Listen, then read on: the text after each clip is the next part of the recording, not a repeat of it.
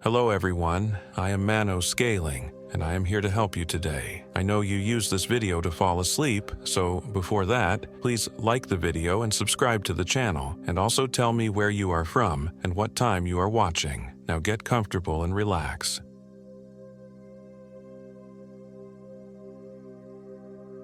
My name is Robert Johnson, and I am 32 years old. This happened in the summer of 2023, though I still wake up screaming some nights, convinced I'm back there. I'd always been what most people call an indoorsy type, more comfortable with code than campfires, but after my divorce, I needed something radical to break me out of my depression spiral. So when my therapist suggested I try something completely outside my comfort zone, I impulsively booked a solo hiking trip in Michigan's remote Porcupine Mountains Wilderness State Park. Reconnect with yourself in nature, she'd said. Challenge yourself physically to heal mentally. Those words would mock me later. The Porcupine Mountains, or the Porkies, as locals called them, were beautiful in an ancient primeval way. Sprawling old-growth forests, rugged terrain, and Lake Superior's vastness on the northern boundary. I'd chosen a 7-day backcountry route that would take me through the heart of the 60,000-acre wilderness. My first day on the trail went surprisingly well. The late June weather was perfect, warm enough during the day but cool at night. I'd meticulously planned my route using the park's maps and GPS coordinates, determined to prove to myself that I could handle this. By evening, I'd reached my first designated campsite near Mirror Lake, set up my tent, and even managed to start a small fire. The quiet was disorienting after years of city living, but not unpleasant. But something felt off. I couldn't place it at first. The forest was alive with sound. Birds, rustling leaves, distant water, yet there was an underlying stillness that set my teeth on edge. Like the moment before a thunderstorm breaks, that electric tension in the air. I wrote it off as my city-dweller paranoia and crawled into my tent as darkness fell. The first scream jolted me awake around 2 a.m. Human, but not quite. It started as a wail that climbed to an impossible pitch before cutting off abruptly. I sat bolt upright, heart hammering against my ribs. The interior of my tent was pitch black, and outside the night had gone completely silent. No insects, no nightbirds, nothing. "Hello?" I called out, immediately regretting it. My voice sounded pathetically small. Nothing answered, but I could feel something had changed.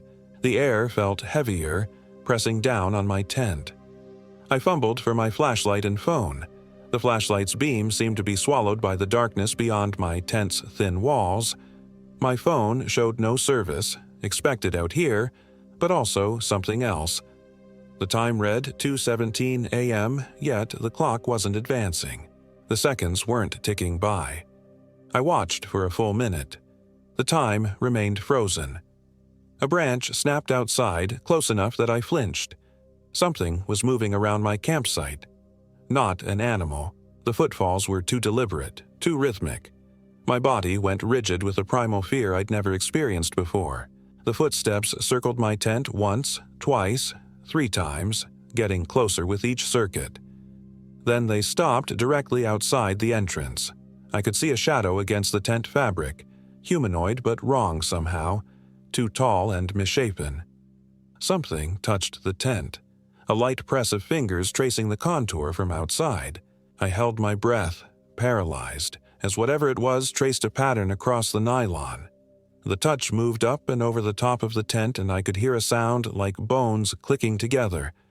Then, a voice, dry leaves rustling against each other. "Robert." My name in that inhuman voice sent ice through my veins. It knew me. "Come outside, Robert," it whispered. "I have something to show you." Survival instinct finally kicked in. I scrambled backward in my sleeping bag until I hit the far side of the tent. "Who are you?" I shouted, my voice breaking. A low chuckle in response. A sound like rocks sliding down a hillside. "An old friend of this place. We've been waiting for someone like you for so long."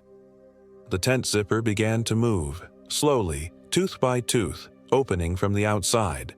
I lunged for my backpack, desperately searching for my hunting knife. My fingers closed around the handle just as a cold night air rushed in through the widening tent opening. The figure that stood there defied description. Human-shaped, but wrong. Limbs too long, joints bent at unnatural angles. Its skin was pale as birch bark and seemed to shift and ripple in the faint moonlight. But its face, where a face should have been, was only smooth, blank skin interrupted by a jagged line that slowly split into what I can only describe as a smile. "You're dreaming, Robert," it said, the voice coming from that horrible gash. "This is just a nightmare. Come with me and you'll wake up." My hand tightened around the knife. "Stay back," I warned, though my voice trembled. The creature tilted its head at an impossible angle. "The knife won't help you here. Nothing will." In one fluid motion, I slashed the back wall of my tent and scrambled through the opening, abandoning everything except the knife and the flashlight. The forest outside was transformed. The trees seemed taller, their branches reaching down like grasping hands. The air felt thick, like breathing through a wet cloth. I ran blindly, crashing through undergrowth, my flashlight beam bouncing wildly ahead of me. Behind me, I heard that terrible laugh again, closer than it should have been. I didn't look back. Instinct told me that seeing it in pursuit would shatter something in my mind I could never repair. The forest blurred around me as I ran. Time seemed distorted, moments stretching into hours, then compressing into seconds. My lungs burned, legs ached, but terror drove me forward. I don't know how long I ran before I broke through the tree line onto a rocky overlook. Lake Superior stretched before me, its surface black under the night sky. I'd gone completely off trail and in the wrong direction. I should have been heading deeper into the park, not toward the shore. As I stood gasping for breath, the hairs on my neck rose. Slowly, I turned around. The tree line was empty. No sign of pursuit. But something was different. The forest seemed to be breathing, the shadows between trees pulsing like a great heartbeat. A rustle to my left. I swung the flashlight toward the sound and caught a glimpse of movement. Not the pale creature, but a woman. She stood at the edge of the clearing, partially hidden behind a tree. Dark hair, pale face, her expression unreadable at this distance. "Hello?" I called, hope and suspicion warring within me. "Can you help me?"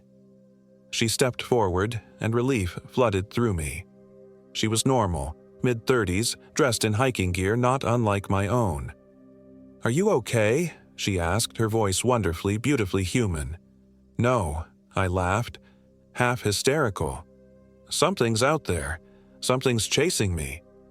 She nodded as if this made perfect sense. "My campsite is nearby.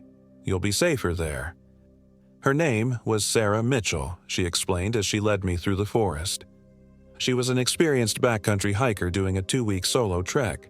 As we walked, I babbled about what I'd seen, expecting disbelief, but she just listened with an expression of grim understanding. "The Porkies have a history," she finally said as we reached her campsite, a neat setup with a small tent and a properly constructed fire pit that still glowed with embers. The Ojibwe called this place home to the Memegwesi, forest spirits that could help or harm depending on how they were treated. Loggers in the 1800s had stories too, men who went missing, only to return changed somehow. "You believe me?" I asked, collapsing onto a log beside her rekindled fire. She poked at the flames. "Let's just say you're not the first person I've met who's had an experience out here." The fire's warmth began to thaw the cold terror that had gripped me. Sarah handed me a metal cup of hot tea, and I wrapped my shaking hands around it gratefully. "What was that thing?" I asked. She stared into the flames. "Locals call it the Pale Walker. It's said to be drawn to people who are vulnerable, people carrying emotional wounds." She glanced at me. "It feeds on fear and distress." I thought about the divorce, the depression that had driven me out here. "How do you know all this?" "My grandfather was Ojibwe. He respected these forests and taught me their stories." She looked up at me. The stories also say it can't cross running water or approach a protected fire. I finished my tea, the warmth spreading through me. My eyelids grew heavy, the adrenaline crash hitting hard. "Do you mind if I sleep here tonight? I can't go back to my tent." "Of course," she said. "You can use my spare blanket. The fire will keep you safe." Despite everything, exhaustion soon pulled me under. I dreamed of pale figures moving between trees, of time stopping and starting like a broken clock, of a voice calling my name from just beyond the firelight. I woke to birdsong and morning light filtering through the trees. The events of the night felt distant and dreamlike in the bright sunshine. Sarah was already up, boiling water over a small camp stove. "Morning," she said, offering me a packet of instant oatmeal. "Feeling better?" I was, surprisingly. "Thanks for letting me crash here. I probably seemed completely unhinged." "Not at all." She smiled, but something about it didn't quite reach her eyes. "What's your plan now?" "I should probably head back to the trailhead. Cut my trip short." The thought of spending another night in these woods made my skin crawl. Sarah nodded. "Smart. I can guide you to the main trail from here." As we ate breakfast, I studied her. In daylight, there was something oddly familiar about her features, though I was certain we'd never met before. She caught me looking and smiled again with that same disconnect between her mouth and eyes. "We should get moving," she said, standing abruptly. "It's a long hike back to the trailhead." As Sarah broke down her camp with practiced efficiency, I noticed something odd. Her movements were too fluid, almost choreographed. And despite having supposedly slept in it, her tent was spotless when she packed it away. Not a speck of dirt or debris. "Where are you from?" I asked as we set off, a seed of unease taking root. "All over," she said vaguely. "I move around a lot." The day was beautiful, sunlight dappling through the canopy above us. Sarah led the way confidently, though I noticed we weren't following any marked trail. When I pointed this out, she assured me it was a shortcut she knew well. Hours passed as we hiked through increasingly unfamiliar terrain. The forest grew denser, older, the trees massive and gnarled. Nothing looked like the areas I'd studied on the park maps. "Are you sure this is the way to the trailhead?" I finally asked, stopping beside a massive fallen oak. Sarah turned, her expression unreadable. "Do you not trust me, Robert?" A chill ran through me. "I never told you my name." The silence between us stretched taut as a wire. Her smile widened ever so slightly. "You must have, last night." I took a step back. "No, I didn't." Something shifted in her eyes, a flicker of something inhuman. "You're confused. It was a traumatic night." "Where are we going, Sarah?" I demanded, my hand instinctively moving to the knife at my belt. She sighed, and the sound had that same quality I'd heard the night before, like rocks sliding down a hillside. "To meet the others, Robert. They're so excited to meet you." I ran. Again. Crashing through the underbrush, ducking branches, leaping over fallen logs. Behind me, Sarah's voice called out, but it was changing, becoming that horrible dry rustling from the night before. "Running just makes this more enjoyable for us. Robert!" The forest blurred around me. I had no idea which direction I was heading, only away from her. My foot caught on an exposed root, and I went down hard, tumbling down a steep embankment. Pain shot through my ankle as I landed at the bottom. Sprained, not broken, but bad enough. I tried to stand and nearly screamed from the pain. Above me on the ridge, a figure appeared, not Sarah anymore, but the pale, faceless thing from the night before. It stood watching me, head tilted at that impossible angle. "Nowhere to run, now," it said. I dragged myself backwards until I hit a tree trunk. The creature began to descend the embankment with jerky, spider-like movements. But halfway down, it stopped, head swiveling toward something beyond my view. A sound reached me then. Rushing water. A river or stream had to be nearby. The creature hissed, a sound like steam escaping a pressure valve. Others will find you, it said. This forest is ours. With the last of my strength, I hauled myself up and hobbled toward the sound of water, each step sending bolts of agony through my ankle. Behind me, I heard that bone-clicking sound again, but when I glanced back, the creature remained at the embankment, watching. The trees thinned, and I broke through to the rocky bank of a fast-moving river, the Big Carp River. I realized, recognizing it from my maps. I didn't hesitate, plunging into the freezing water and fighting the current to reach the other side. By the time I dragged myself onto the opposite bank, the creature was gone. But its words echoed in my mind. Others will find you. I followed the river downstream, knowing it would eventually lead to Lake Superior and possibly to other hikers or park rangers. My progress was agonizingly slow with the injured ankle. As the sun began to set, desperation set in. I couldn't face another night in these woods. Just before dusk, I spotted a flicker of artificial light through the trees ahead. A campfire. Relief nearly dropped me to my knees. "Hello," I shouted, limping faster. "I need help." The campsite came into view, a proper setup with a large tent, cooking equipment, and a well-built fire. A man stood up from where he'd been tending the flames, startled by my sudden appearance. "Jesus, man, you look terrible," he said, moving quickly to help me. "What happened?" His name was Thomas Davis, a geology professor from Michigan State University, doing field research in the park. He was solid, bearded, and wonderfully normal as he helped me to a camp chair and examined my swollen ankle.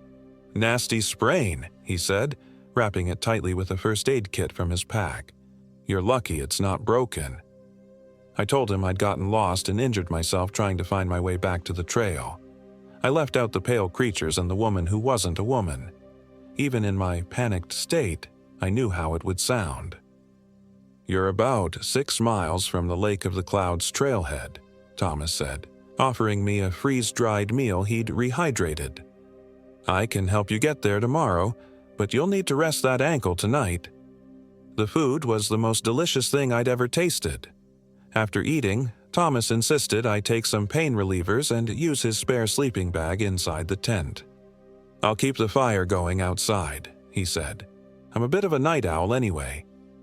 Exhausted beyond measure, I accepted his offer. The tent was spacious and well-organized, clearly belonging to someone who spent a lot of time in the backcountry. As I settled into the sleeping bag, Thomas's voice came from outside. "Hey, I'm going to radio the ranger station to let them know I'm bringing an injured hiker in tomorrow. What's your name?" "Robert," I called back. "Robert Johnson." There was a pause. Then, "Got it. Get some rest, Robert." Sleep came instantly, dreamless and deep. When I woke, sunlight was filtering through the tent fabric. I sat up, relieved to find my ankle feeling slightly better. Still painful, but the swelling had gone down. "Thomas," I called out. No answer. I unzipped the tent and looked out. The campfire was cold ashes. Thomas's gear was still arranged neatly around the site, but there was no sign of the man himself. "Thomas," I called louder, unease creeping back in. The campsite remained silent except for birdsong and the distant sound of the river. I pulled myself out of the tent, testing my ankle. It held my weight, though just barely. That's when I noticed something odd. A notebook lying open on the camp table, a pen beside it. It hadn't been there the night before. I moved closer and saw neat handwriting filling the page. June the 17th. Subject appeared as expected, exhibiting signs of extreme duress. Initial encounter successful. Subject believes the Pale Walker manifestation is real. Sarah performed her role convincingly, though transition timing was off. Subject crossed the river as anticipated, creating opportunity for Phase 2. Thomas deployment effective. Will escalate tonight. My blood turned to ice water in my veins. The date, June 17th. That was yesterday. I flipped back through the notebook's pages and found more entries, all in the same handwriting, describing other subjects dating back years. March 2019. Subject fled before completion of Phase 3. Recaptured near Mirror Lake. Successful integration achieved.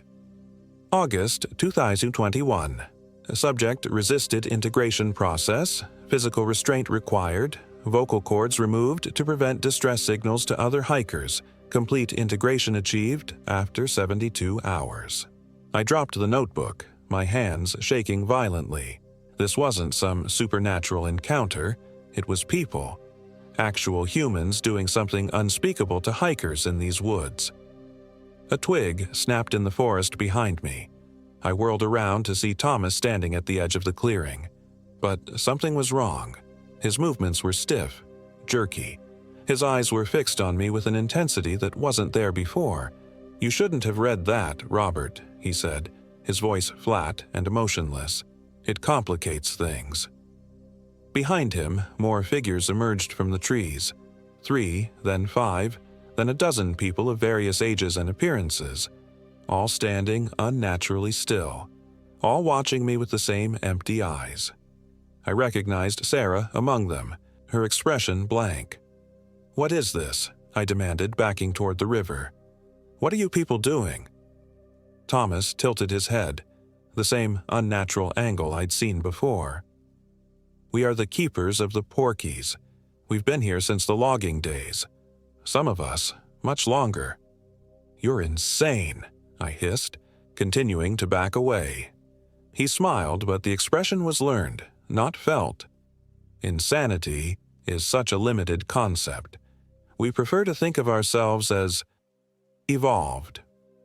The group began to spread out, forming a half circle that cut off my escape routes except toward the river. Thomas continued speaking in that emotionless voice. "Every few years, we need new blood, fresh perspectives. The integration process is unpleasant at first, but afterwards you'll understand. You'll be part of something ancient and perfect." "You're a cult," I said, my back now at the riverbank. "You're drugging and abducting people." Sarah spoke then, her voice as flat as Thomas's. "We are beyond such human constructs as cults. We are the forest's chosen caretakers. And now you will join us." As they closed in, moving with that same wrong fluidity, I realized the truth. These weren't people pretending to be monsters. They were people who had become monsters. Through some process I couldn't understand. Thomas lunged forward with inhuman speed. I dodged, but my injured ankle gave way, and I went down hard on the rocky shore. He was on me instantly, pinning me down with impossible strength. His face loomed over mine, and this close I could see what I'd missed before. His pupils were wrong, expanded until almost no iris remained, and underneath his skin, something seemed to be moving. "Don't fight," he said. "It only extends the pain." I felt a sharp sting in my neck. A needle. Almost immediately, my limbs began to grow heavy, my vision blurring at the edges. Through the encroaching darkness, I saw the others gathering around, their faces expressionless as they watched me fade. "When you wake," Thomas was saying, his voice growing distant, "the integration will begin. By the 3rd day, you won't remember being anything else." The last thing I saw before consciousness slipped away was Sarah kneeling beside me, her blank eyes studying my face like a curious child examining an insect. I woke in darkness, lying on cold stone. My head pounded, my thoughts sluggish and disconnected. I was in a cave, I realized gradually. A large natural chamber dimly lit by phosphorescent fungi growing on the walls. The sickly blue-green glow revealed stone formations and a still pool of water in the center. I tried to move and found my wrists and ankles bound with rope. The drug was still in my system, making coordination difficult, but my mind was clearing by degrees. Voices echoed from somewhere deeper in the cave, a droning chant in a language I didn't recognize. I strained against my bonds, but they held firm. Panic threatened to overwhelm me until I forced myself to breathe slowly and think. They'd taken my knife, but as I shifted position, I felt something hard press against my back, my belt buckle. If I could maneuver it against the ropes, It took what felt like hours of painful contortion, but I finally managed to saw through the rope binding my wrists. My hands free, I quickly untied my ankles and stood on unsteady legs. The chanting continued, seemingly unaware of my liberation. The cave had 2 visible exits: the tunnel where the chanting originated, and another, smaller opening that showed a faint glimmer of natural light. I chose the latter, moving as quietly as my throbbing ankle would allow. The tunnel narrowed as I followed it, forcing me to crouch and eventually crawl. The light grew stronger, and I finally emerged onto a narrow ledge halfway up a cliff face. Below, the forest stretched out, and above, thankfully within climbing distance, was the cliff top. The climb was excruciating. My injured ankle screamed in protest, and my drug-weakened muscles threatened to give out with each handhold. But fear drove me upward until I finally pulled myself over the edge onto solid ground. I lay there gasping, then froze as the voices drifted up from below. They'd discovered my absence. I had minutes at most before they'd find the tunnel. Forcing myself up, I oriented myself using the sun's position. If I headed east, I should eventually hit the main park road. I set off at the fastest pace my ankle would allow, pushing through pain and exhaustion. The day wore on as I trekked through the forest, jumping at every sound, convinced that Thomas and his followers were just behind me. As dusk approached, I spotted something through the trees that made my heart leap: the metal roof of a building. It was a park ranger station, small but gloriously official-looking with its green and brown paint and flagpole out front. I practically fell through the front door, startling the middle-aged ranger inside. "Help!" I gasped, collapsing into a chair. "People. In the woods. They're abducting hikers."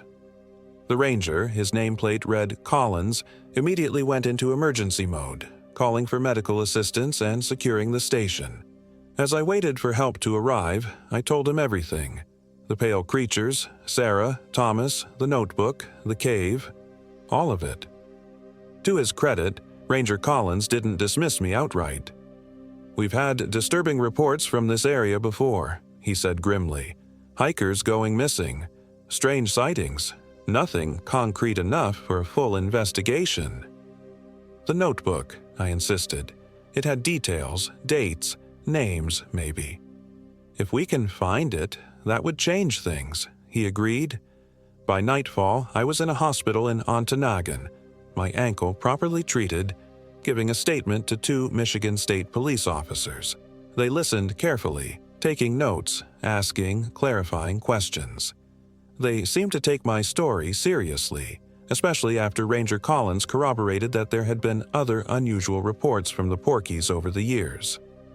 "We'll conduct a search of the area you've described," one officer assured me. "If there's evidence of criminal activity, we'll find it." But I could see the doubt in their eyes. And truthfully, as I sat in that sterile hospital room, parts of my own story began to sound fantastical even to me. Had I really seen faceless creatures, or just people wearing some kind of masks? Had I been drugged the entire time, hallucinating the worst of it? The search team found nothing. No cave entrance matching my description, no campsite with a notebook, no evidence of Thomas Davis or Sarah Mitchell ever having registered at the park. The only thing that corroborated my story was my own abandoned campsite at Mirror Lake, with its slashed tent and scattered supplies. The official report concluded I had likely experienced severe panic attacks brought on by isolation, and had injured myself fleeing from imagined threats. The police investigation was closed for lack of evidence. I returned to Chicago, trying to put the experience behind me. I told myself they were right. I'd had some kind of breakdown in the woods, triggered by the stress of my divorce and being alone in an unfamiliar environment. The human mind can conjure incredible things when under duress. But last week, I received a small package in the mail. No return address. Inside was a single page torn from a notebook, with only one line written in now familiar, neat handwriting. "The integration is just beginning, Robert. We're patient. We'll wait until you're ready to come home to us." Below, it was a small pressed wildflower, a lady's slipper orchid native to the Porcupine Mountains. I'm leaving Chicago tomorrow, moving somewhere they can't find me, somewhere far from forests and mountains and trails, somewhere with people and lights and concrete. But at night, when I close my eyes, I still see them standing among the trees, watching with their empty eyes. And sometimes, when I look in the mirror, I catch a glimpse of something moving beneath my skin, gone so quickly I can almost convince myself it was never there at all.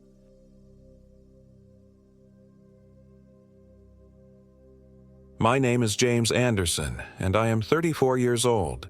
This happened in the Pigeon River Country State Forest in Michigan, just last summer.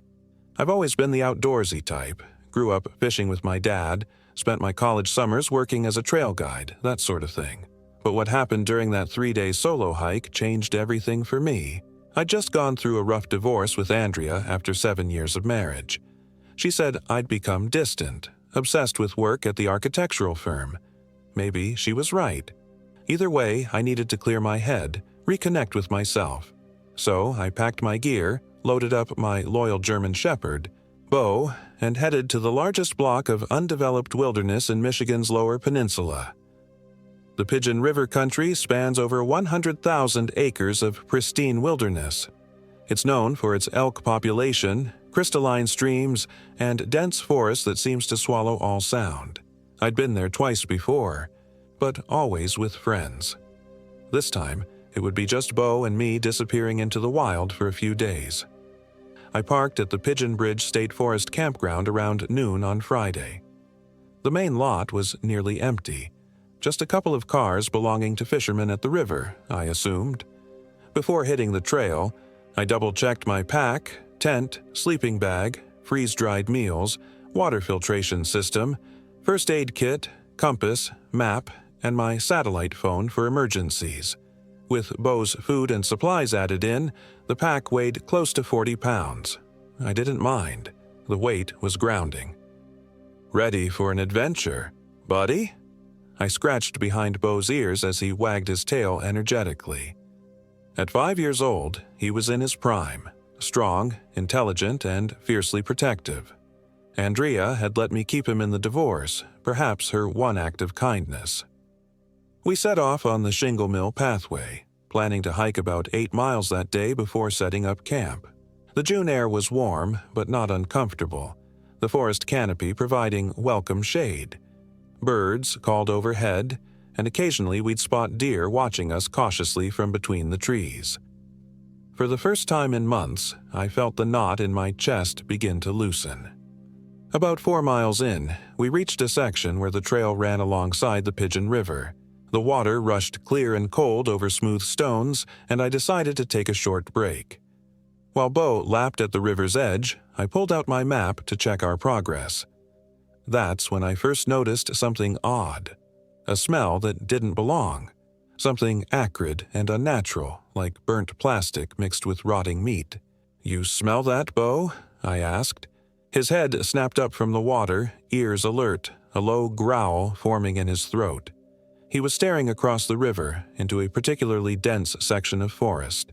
I followed his gaze but saw nothing unusual among the trees. Probably just a dead animal, I reasoned, though the explanation didn't seem quite right. We continued our hike, but Bo stayed unusually close to my side, occasionally looking back over his shoulder. By late afternoon, we'd reached a small clearing about a half-mile from Cornwall Flooding, a man-made lake. It was an ideal spot to camp.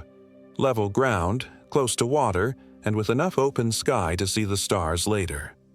I set up the tent, collected firewood, and prepared a simple dinner of rehydrated beef stew. As twilight settled over the forest, I built a fire and sat beside it, staring into the flames while Bo lay at my feet. The woods around us grew quiet. Too quiet, I realized. The normal evening chorus of frogs and insects was conspicuously absent. Just the crackling of my fire and the occasional distant hoot of an owl broke the silence. I tried to dismiss my unease as city-dweller paranoia. After all, I hadn't spent a night alone in the wilderness since before meeting Andrea. Still, I found myself feeding the fire higher than necessary, creating a larger circle of light around our camp. "Just you and me out here, boy," I said to Bo, who had raised his head, ears perked forward. He was staring intently at the darkness beyond the firelight. "What is it? Deer? Fox?" Bo stood, the fur along his spine rising. His growl started low, then built into something I'd never heard from him before, a sound of pure animal fear. I reached for my flashlight and shone it in the direction of his gaze. At first, I saw nothing, just trees, underbrush, darkness.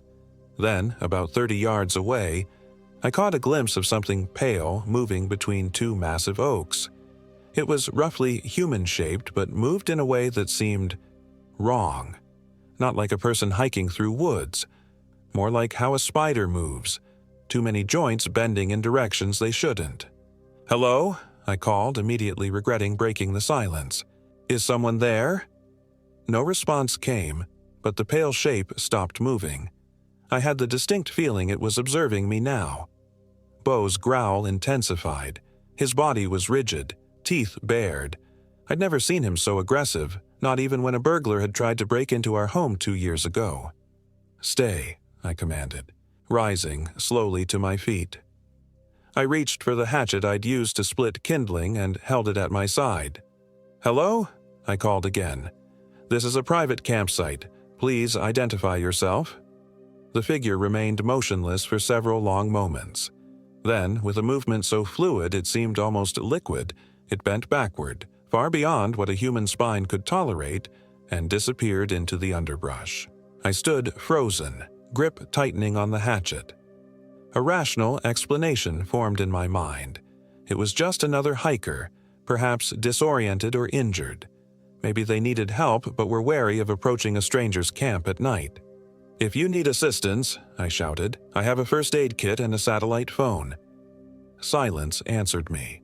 Even the owl had gone quiet. "Let's secure the camp," I murmured to Bo, trying to sound calmer than I felt. I added more wood to the fire, creating a blaze that sent shadows dancing among the trees. Bo remained vigilant, his gaze fixed on where the figure had disappeared. Sleep seemed impossible. But eventually, exhaustion won out. I retreated to the tent with Bo, keeping the hatchet and flashlight within reach. My sleep was fitful, haunted by dreams of pale limbs moving unnaturally through dark woods. I woke with a start well before dawn. The tent was cold, unusually cold for June, and Bo was standing rigid at the entrance, his growl a continuous vibration I could feel through the ground. Outside, the fire had died to embers that cast a faint red glow. "What is it, boy?" I whispered, reaching for the flashlight. As I gripped it, I heard something that made my blood freeze.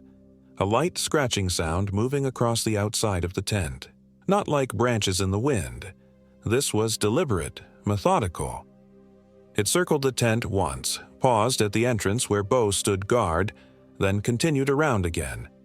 Clutching the hatchet, I slowly unzipped the tent just enough to peek out. The clearing was washed in the faint glow of pre-dawn light. Mist hung between the trees, transforming the forest into something from a Gothic painting. At first, I saw nothing unusual. Then movement caught my eye near the edge of the clearing. It was tall, taller than any person I'd ever seen, with limbs that seemed too long and too thin. Its skin was the pale gray-white of a corpse left in water, stretched tight over a frame that only approximated human shape. But it was the face that would haunt me forever after, featureless except for a wide slash of a mouth that stretched from ear to ear, filled with needle-like teeth. The thing stood perfectly still, watching me with a face that had no eyes to watch with. Then it smiled, that terrible mouth opening impossibly wide. Bo erupted into frenzied barking, lunging forward so suddenly that the tent entrance tore open. He charged toward the creature, all 80 pounds of loyal protector. "Bo, no!" I screamed, scrambling out of the tent. But he was already halfway across the clearing. The creature moved with impossible speed. One moment it was at the forest's edge, the next it was bending over my dog. Bo's barks turned to yelps, then to a whimper, then silence.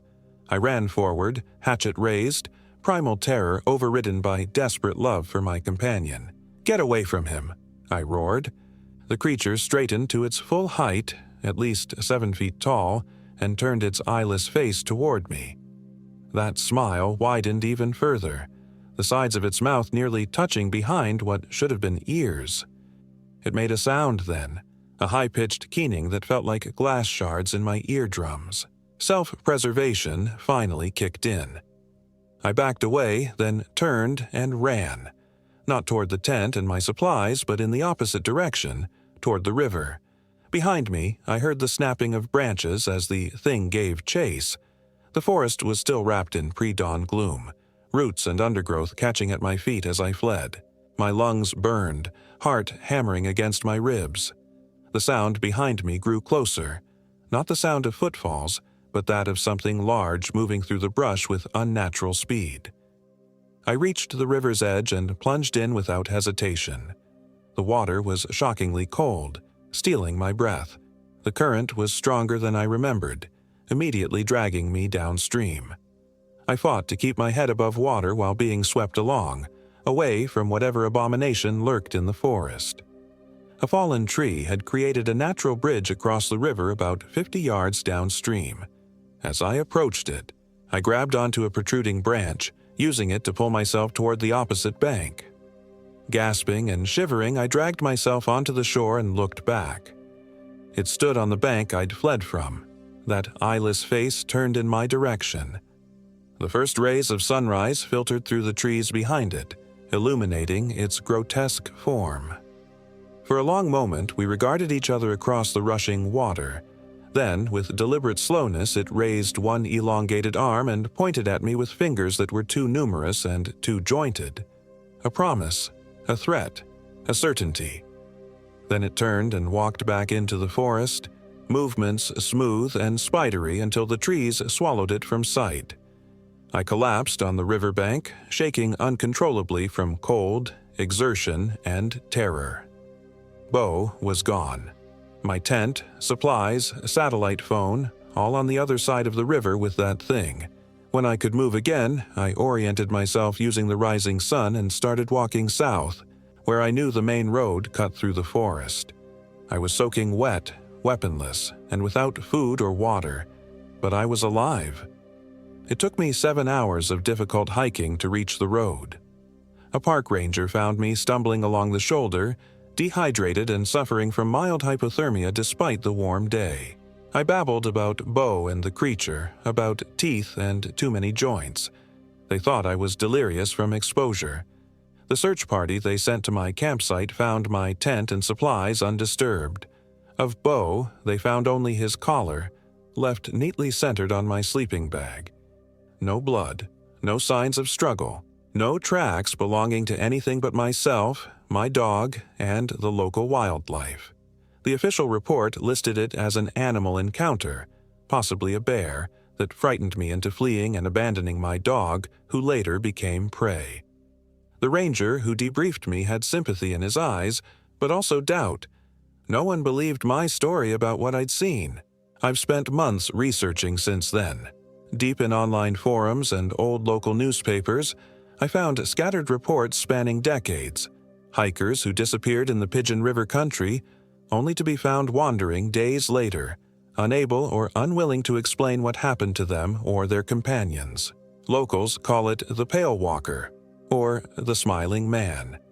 Native legends speak of a wendigo that haunts these woods, a creature born of human greed and cannibalism, cursed to hunger eternally. I don't know what to believe anymore. All I know is what I saw, and that Bo died protecting me from it. Last week, I received a small package in the mail. No return address. Inside was Bo's dog tag, the metal bent and twisted into an unnatural shape. When held at a certain angle, it resembles a crude smile. Sometimes at night, I hear scratching at my bedroom window. Light, methodical circles. I've moved 3 times since that day in the forest. It always finds me. And I know, with dreadful certainty, that one night I'll look out to see that eyeless face and terrible smile pressed against the glass. That's when the real nightmare will begin, because in those moments by the river, when it pointed at me with too many fingers, I understood something. It wasn't just hunting, it was collecting, and it wasn't finished with me yet.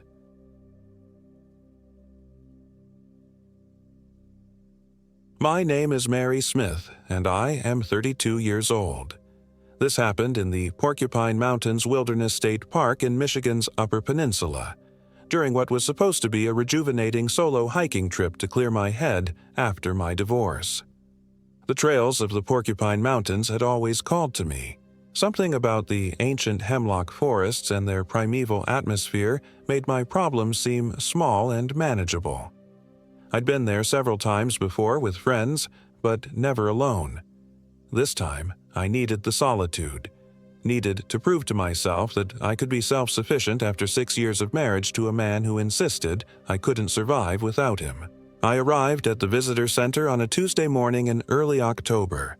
The summer crowds had thinned, and the fall colors were just beginning to transform the forest into a patchwork of gold and crimson. The ranger who checked my backcountry permit, a graying man with weathered skin who introduced himself as Bill, seemed concerned when I mentioned I'd be hiking alone. "You're planning 5 nights out there by yourself?" His eyes narrowed slightly as he studied my paperwork. The Lake of the Clouds loop is pretty remote, especially this time of year. "I've hiked it before," I said confidently, perhaps overcompensating. "And I've got satellite messaging if there's an emergency." I patted the device clipped to my backpack strap. Bill nodded slowly. "Just be careful around the old mining areas, especially after dark. Some of those shafts go hundreds of feet down." He paused, then added in a lower voice, "And if you hear anything strange at night, just stay in your tent." I smiled politely, assuming he was trying to spook the city girl. "I'll keep that in mind. There was a hiker about your age who went missing near Mirror Lake last August," he continued. "Alyssa Weber. They never found her. Just her backpack, torn open." He studied my face, perhaps gauging whether his warning was having the desired effect. "The official report said it was a black bear, but—" He trailed off. A chill ran up my spine despite the morning sun warming the visitor center.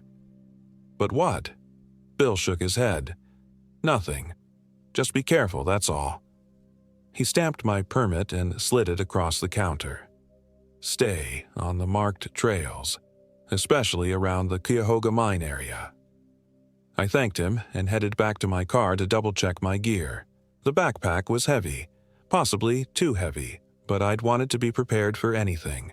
Extra batteries for my headlamp, first aid supplies, water filtration, freeze-dried meals for 6 days, even though I'd only be out 5 nights.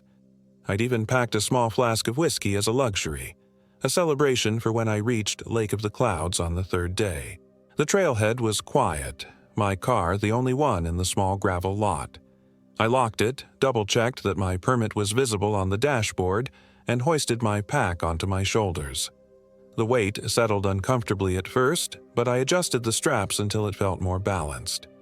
Then, with a deep breath of the crisp autumn air, I stepped onto the trail. The first day was glorious.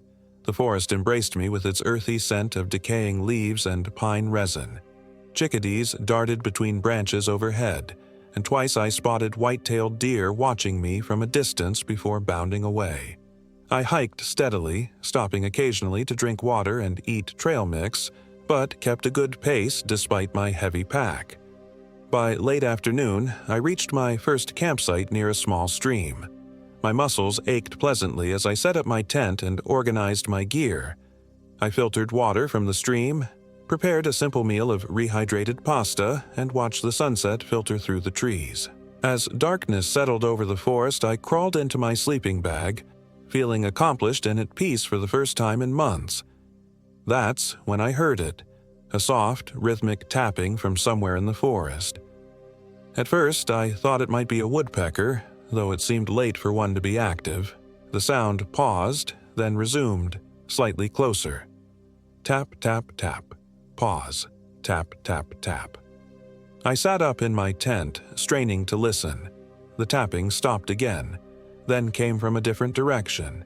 It sounded almost deliberate, like a code or signal.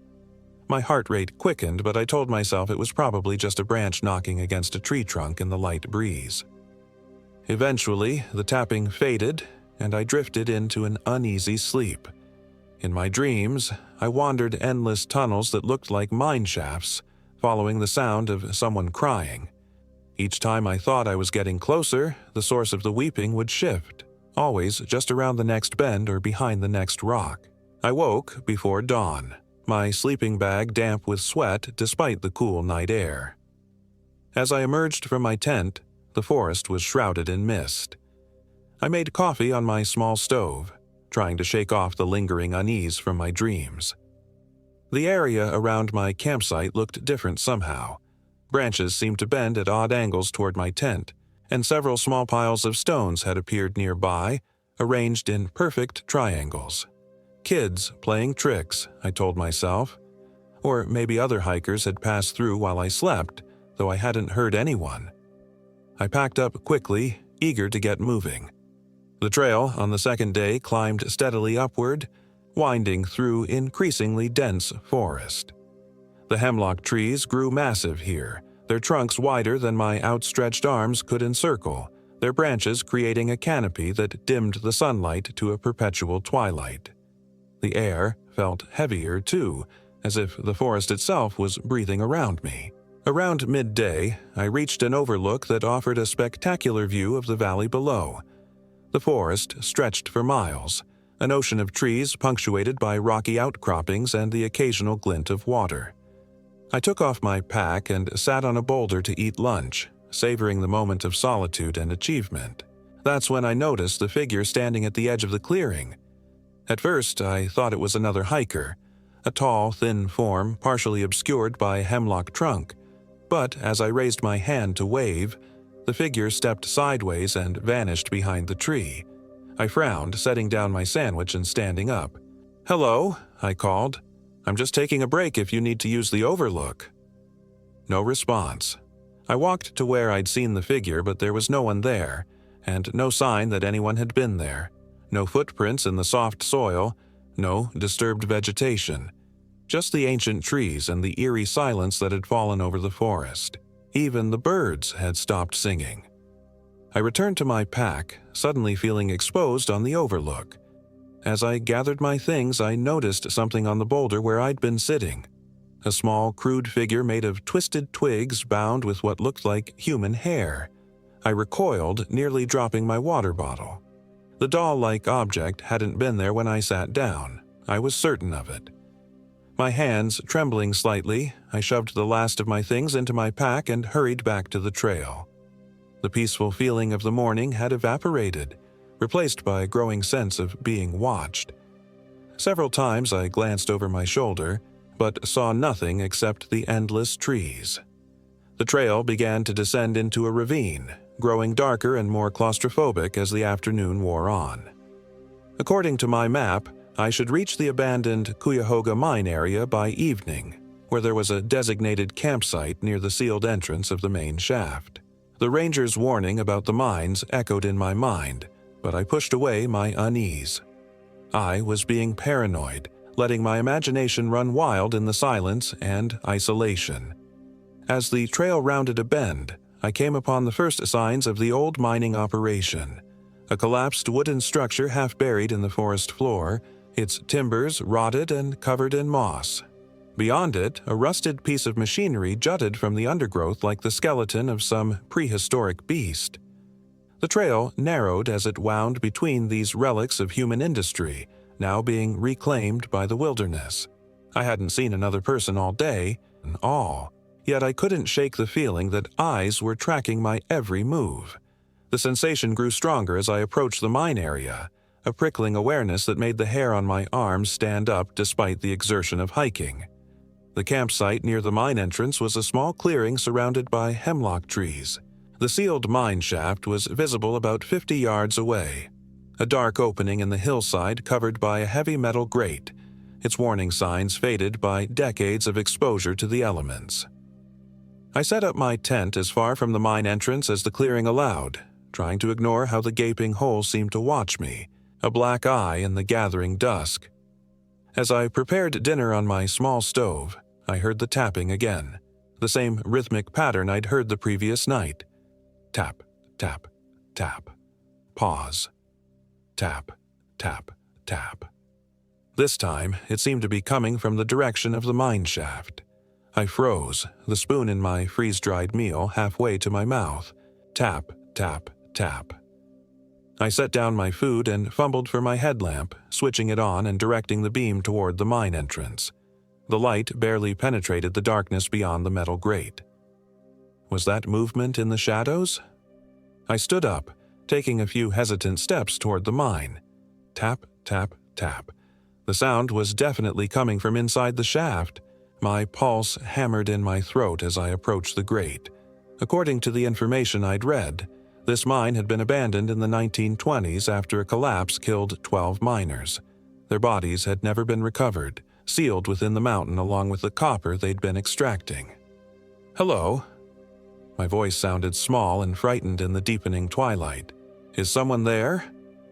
The tapping stopped. For a long moment there was only silence. Then, from deep within the darkness came a sound that turned my blood to ice. A soft, childlike giggle, followed by a woman's voice calling my name. Mary. The voice was faint but unmistakable. Mary, help me. I'm lost. I stumbled backward, nearly falling in my haste to get away from the grate. It had to be an echo, or the wind playing tricks. No one was down there. No one could be down there. And no one on this mountain knew my name. I retreated to my campsite, hands shaking as I tried to relight my stove to finish preparing my meal. I wasn't hungry anymore, but I needed the routine, needed something normal to focus on. As darkness fell completely, I built a small fire in the designated fire ring, taking comfort in its warm light and the barrier it created between me and the blackness of the forest. The tapping didn't return, but as I sat by the fire, I began to notice other sounds, rustling in the underbrush that seemed too deliberate to be animals, and occasionally what sounded like whispered conversations just at the edge of hearing.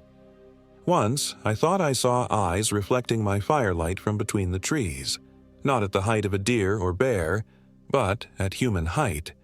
I should leave, I thought, pack up in the morning and hike back the way I came, but a stubborn part of me resisted.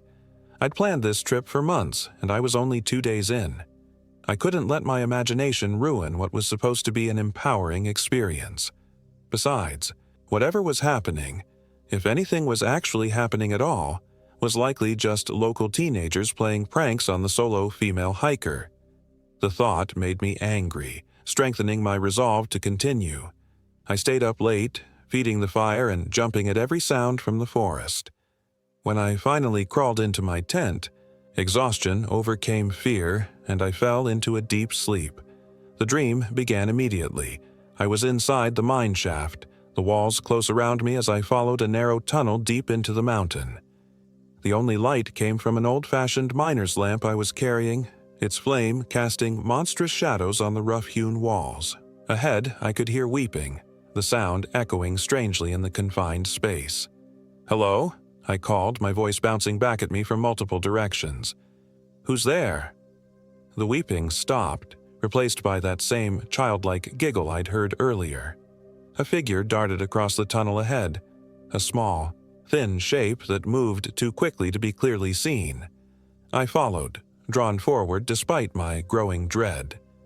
The tunnel widened into a chamber where the remains of mining equipment lay scattered about like the discarded toys of giants.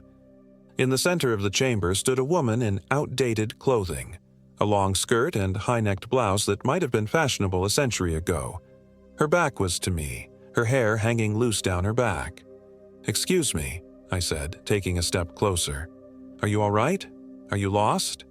Slowly, the woman turned to face me. Where her face should have been was only a dark, empty hole, like the entrance to another mine shaft.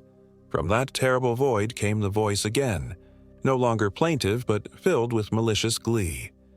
"Mary, you came to me." I woke with a scream caught in my throat, my body rigid with terror. It took several moments to realize I was still in my tent, that the nightmare wasn't real. But as my racing heart began to slow, I became aware of something else. The sound of footsteps circling my tent, slow and deliberate. I lay perfectly still, scarcely breathing as the footsteps completed one circuit, then began another. They weren't the heavy tread of a bear or deer, but the unmistakable rhythm of a person walking around my tent, watching, waiting. After what seemed like an eternity, the footsteps moved away, fading into the forest. I fumbled for my phone to check the time. 3:17 a.m. Too early to pack up and leave, but there was no way I was going back to sleep. I sat up, wrapping my sleeping bag around my shoulders as if it could protect me from whatever was out there. As first light began to filter through the tent fabric, I packed up quickly, leaving the campsite before the sun had fully risen. The mine entrance seemed to watch me go, its dark mouth now somehow more threatening in the pale dawn light than it had been at night. I hiked fast that morning, pushing myself harder than I should have with the heavy pack. My plan had been to reach Mirror Lake by evening, but I was beginning to think I should take a different route, one that would lead me back to civilization sooner. The ranger's mention of the missing hiker, Alyssa Weber, kept replaying in my mind. Her backpack, torn open, found near Mirror Lake. Around midday, I reached a trail junction where I needed to make a decision. Left would continue on my planned route toward Mirror Lake and eventually Lake of the Clouds. Right would take me on a more direct path back to the visitor center, cutting my trip short by 3 days.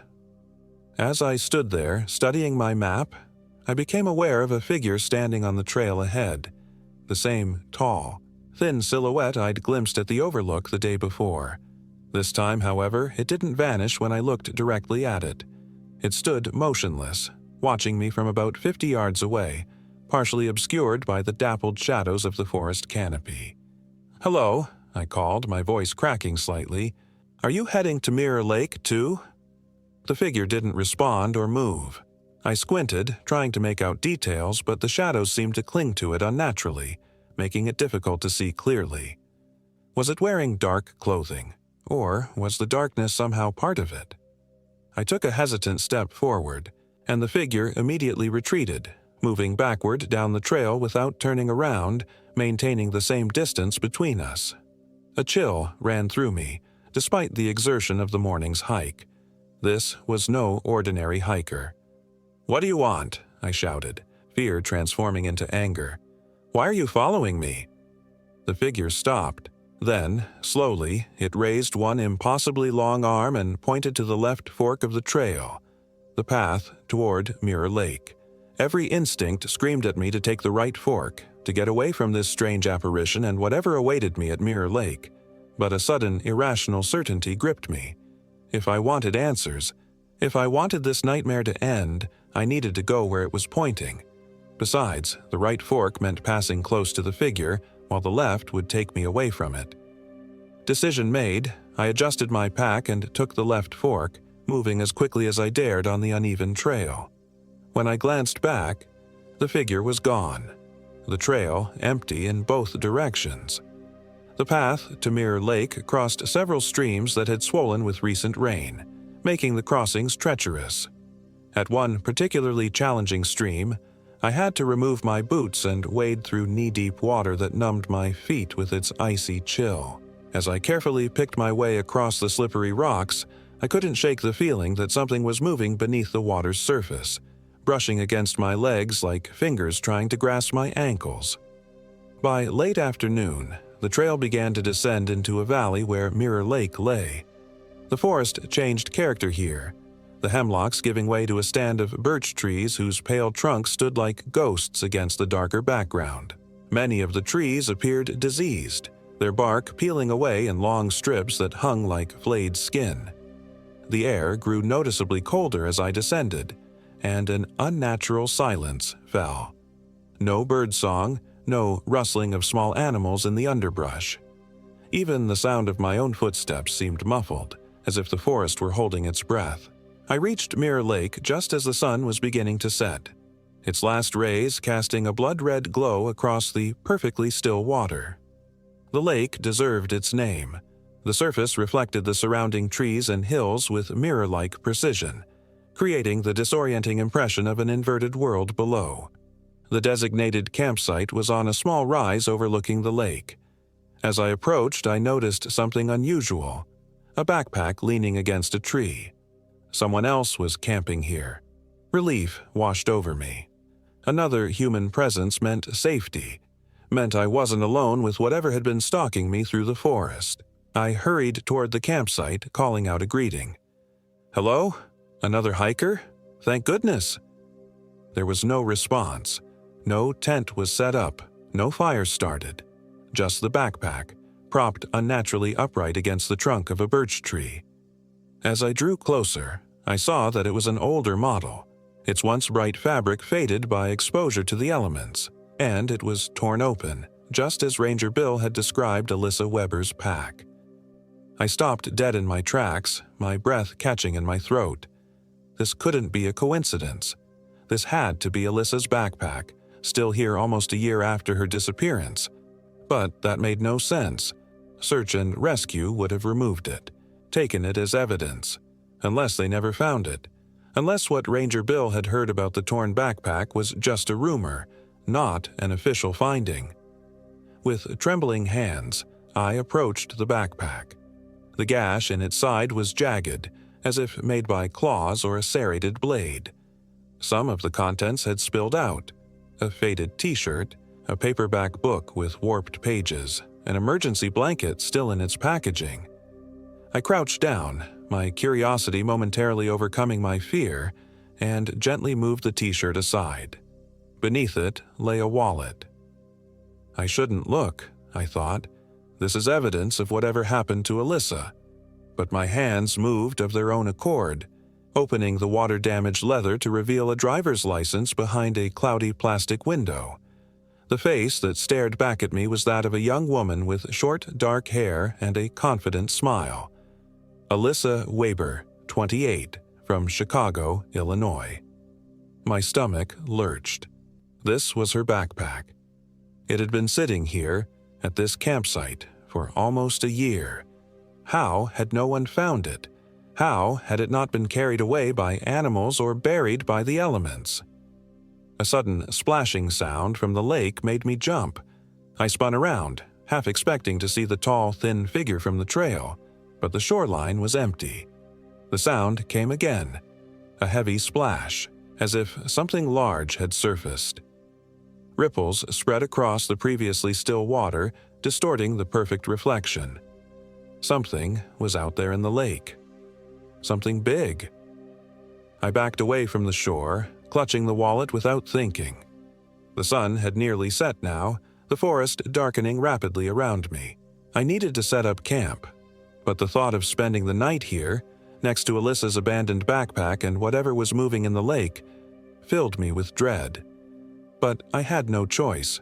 It was too late to hike out, and I didn't fancy navigating the trail in darkness with only my headlamp. Besides, something told me that whatever was happening here, whatever had happened to Alyssa, wasn't limited to Mirror Lake. The entire forest felt wrong, felt like it was watching me, waiting. I set up my tent with shaking hands, positioning it as far from both the lake and Alyssa's backpack as the small clearing allowed. There was a designated fire ring, the stones arranged in a perfect circle with an almost artificial precision. I gathered wood, built a fire, and heated water for my freeze-dried meal, though I had little appetite. As darkness settled completely over the lake, I sat by the fire, staring into the flames and trying to make sense of everything that had happened. The tapping sounds from the mine, the tall figure on the trail, the footsteps around my tent, and now Alyssa's backpack, seemingly undisturbed for almost a year. What had happened to her? The rational part of my mind suggested a bear attack, just as Ranger Bill had said. Bears were common in the Porcupine Mountains, but bears don't leave backpacks neatly propped against trees. Bears don't make tapping sounds in abandoned mines or stand watching hikers from a distance. Something splashed in the lake again, closer to shore this time. I jerked my head up, directing my headlamp toward the sound. The beam caught something breaking the surface of the water, something pale that vanished beneath the dark surface before I could get a proper look. Was it a fish, a swimming deer, or something else entirely? I fed more wood into the fire, building it higher than was strictly necessary or even responsible. The extra light and heat provided some comfort as I listened to the increasingly frequent splashes from the lake. Whatever was out there seemed to be circling, moving closer to shore with each pass. That's when I noticed the mist forming on the lake's surface. It rose from the water like steam, though the night was cool, spreading rapidly until it obscured the far shore. The mist began to move toward me, not drifting as fog should, but advancing with purpose, tendrils reaching out ahead of the main mass like questing fingers. I retreated toward my tent as the mist reached the shoreline and continued onto land, flowing around trees and rocks with unnatural precision. The campfire sputtered and dimmed as the first wisps reached it, the flames turning an eerie blue before shrinking to embers. Cold panic gripped me as I realized the mist was surrounding the campsite, cutting off any escape route. A figure began to take shape within the mist, a woman's silhouette emerging from the vaporous mass.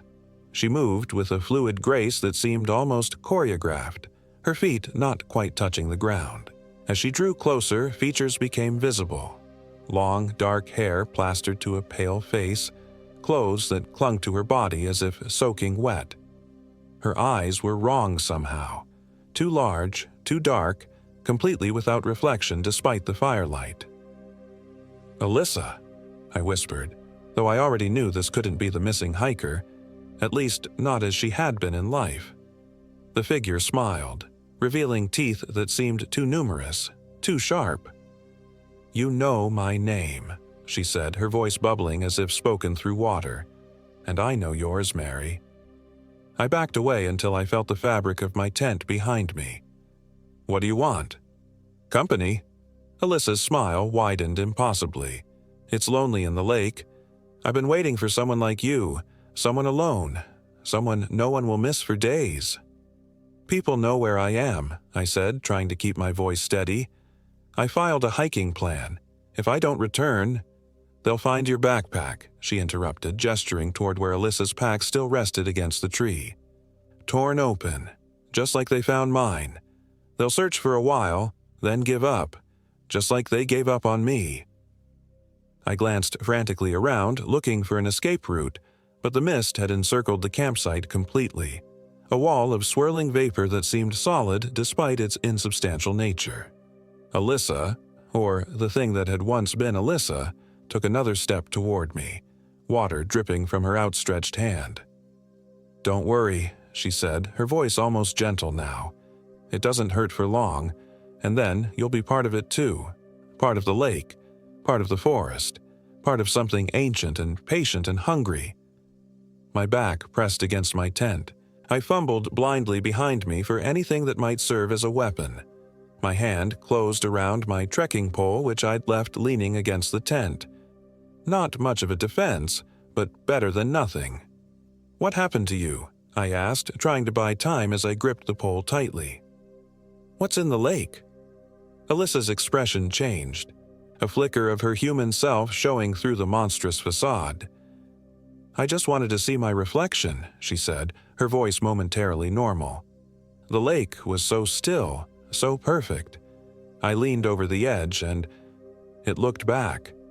Not my reflection, but something else, something that had been waiting. And then it pulled me in." Her face contorted, the brief humanity vanishing. "But now I am the lake. I am its hunger. And you will feed it too." She lunged forward with inhuman speed, her fingers elongating into claw-like appendages as she reached for me. I swung the trekking pole with all my strength, connecting with her midsection. The impact should have doubled her over, but instead, her body simply parted around the pole like water, reforming instantly. Before I could react, her hand closed around my wrist, her touch cold as ice and somehow wet, as if her flesh were barely solid. Where she touched me, my skin burned with an unnatural chill that sank deep into the bone. I screamed, more from shock than pain, and tore my arm from her grasp. Desperation lending me strength, I dove past her, rolling away from the tent and coming to my feet at the edge of the mist barrier. Without looking back, I plunged into the vaporous wall, half expecting to meet solid resistance. Instead, the mist parted around me, though it clung to my skin and clothes like cobwebs, leaving a residue that smelled of stagnant water and decay. Behind me, Alyssa let out a howl of rage that transformed into the gurgling cry of something not human. I ran blindly through the forest, away from the lake, away from the campsite, my headlamp bobbing wildly as I stumbled over roots and rocks. The beam cut through the darkness ahead, but seemed to illuminate little, as if the very night were thicker here, more resistant to light. I had no idea which trail I was on, or if I was on a trail at all. My only thought was to put distance between myself and whatever Alyssa had become. My pack, my tent, my supplies, all abandoned at the campsite. All I had was what I'd been carrying: my headlamp, the trekking pole I still clutched like a lifeline, and I realized with a start, Alyssa's wallet, somehow still in my other hand. The ground sloped upward, the climb quickly leaving me winded. Still, I pushed on, driven by the certainty that stopping meant death, or worse, joining Alyssa in her watery transformation. Behind me, I could hear something crashing through the undergrowth, moving with less care but greater speed than I could manage in the darkness. The trees began to thin as I climbed, the forest giving way to a rocky slope. Ahead, silhouetted against the night sky, loomed a massive rock formation, a natural lookout point that rose above the tree line. If I could reach it, perhaps I could orient myself, figure out which direction would lead back to the visitor center. My lungs burning, legs trembling with exertion, I scrambled up the increasingly steep slope toward the lookout. Loose stones slid beneath my feet, threatening to send me tumbling back down into the darkness where something pursued me with single-minded determination. The sounds of pursuit grew louder, accompanied now by that same childlike giggle I'd heard at the mine, a sound that seemed to come from everywhere at once. I reached the base of the rock formation and began to climb, finding handholds in the rough stone surface. My headlamp illuminated just enough to see where to place my hands and feet, but the beam seemed to be weakening, the batteries failing at the worst possible moment. Below, something emerged from the tree line, a shape more fluid than solid, moving with a rippling motion across the rocky slope. With a final effort, I pulled myself onto the flat top of the lookout. The stone surface was oddly warm beneath my hands, as if it had retained the day's heat despite the cool night air. I staggered to my feet, spinning around to face the way I had come, the trekking pole raised defensively. The thing that had been Alyssa Weber flowed up over the edge of the lookout with that same impossible liquid grace. In the dying light of my headlamp, I could see that she had abandoned any pretense of humanity. Her form now a vaguely woman-shaped collection of darkness and mist, with only her face remaining recognizably human. And even that was changing, her mouth stretching wider than any human mouth should be able to, her eyes now completely black, reflecting nothing. "Nowhere to run now," the creature said, its voice a horrific blend of Alyssa's human tones and a wet, bubbling sound. "The lake claims what it desires, and it desires you, Mary Smith." I backed away until I felt the edge of the lookout behind me, a sheer drop that my failing headlamp couldn't illuminate the bottom of. Trapped between the creature and a potentially fatal fall, I did the only thing I could think of. I held up Alyssa's wallet like a talisman. "This is yours," I said, my voice shaking. "You were human once. You had a life, a home, people who looked for you when you disappeared." The creature paused, its amorphous form rippling as if caught in a strong wind. "That doesn't matter now," it said, but there was a hesitation in its voice that hadn't been there before. "It does matter," I insisted, opening the wallet to display the driver's license with Alyssa's smiling face. "This is you, not whatever the lake turned you into. This is who you really are." For a moment, just a moment, the creature's form seemed to solidify, taking on a more human appearance. Alyssa's face looked less monstrous, her eyes flickering back to a human brown before darkening again. She reached for the wallet with a hand that was almost normal, save for the water that seemed to constantly flow from her skin. "I remember," she said, her voice more human than monstrous. "Chicago. An apartment with a view of the lake, a different lake, a cat that slept on my pillow." "Yes," I encouraged, seeing a possible way out of this nightmare. "That's your life. That's what was taken from you." Alyssa's form wavered, humanity and monstrosity battling for dominance. For a heartbeat, I thought I'd reached her, that whatever fragment of the real Alyssa remained might help me escape. Then her face contorted, rage replacing the brief moment of recognition. "That life is gone," she howled, lunging toward me with renewed purpose. "And yours will be too." I had no time to think, only react. As her outstretched hands reached for me, I ducked under her arms and drove the trekking pole upward with all my strength. The metal point connected with what should have been her chest, meeting resistance for the first time. A shriek of pain and fury erupted from the creature as it staggered backward, dark fluid that might have been blood or lake water or something else entirely flowing from the wound. Not waiting to see if I'd done any real damage, I sprinted past the wounded creature, heading for the path I'd climbed up. Behind me, Alyssa's shriek transformed into a gurgling roar that echoed across the night-shrouded forest. I half ran, half slid down the rocky slope, my headlamp now barely providing enough light to avoid a fatal fall. I reached the tree line and plunged back into the forest, moving as quickly as I dared in the near darkness. The sounds of pursuit resumed almost immediately, a splashing, slithering noise that seemed to come from multiple directions at once. The creature was not deterred by its injury.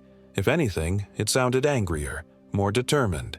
My headlamp flickered and died, leaving me in complete darkness. I stumbled forward, one hand outstretched to feel for obstacles, the other still gripping the trekking pole. The forest seemed to close in around me, branches reaching like grasping hands to tear at my clothes and scratch my skin. I don't know how long I ran, or in what direction. Time lost meaning in the darkness and terror.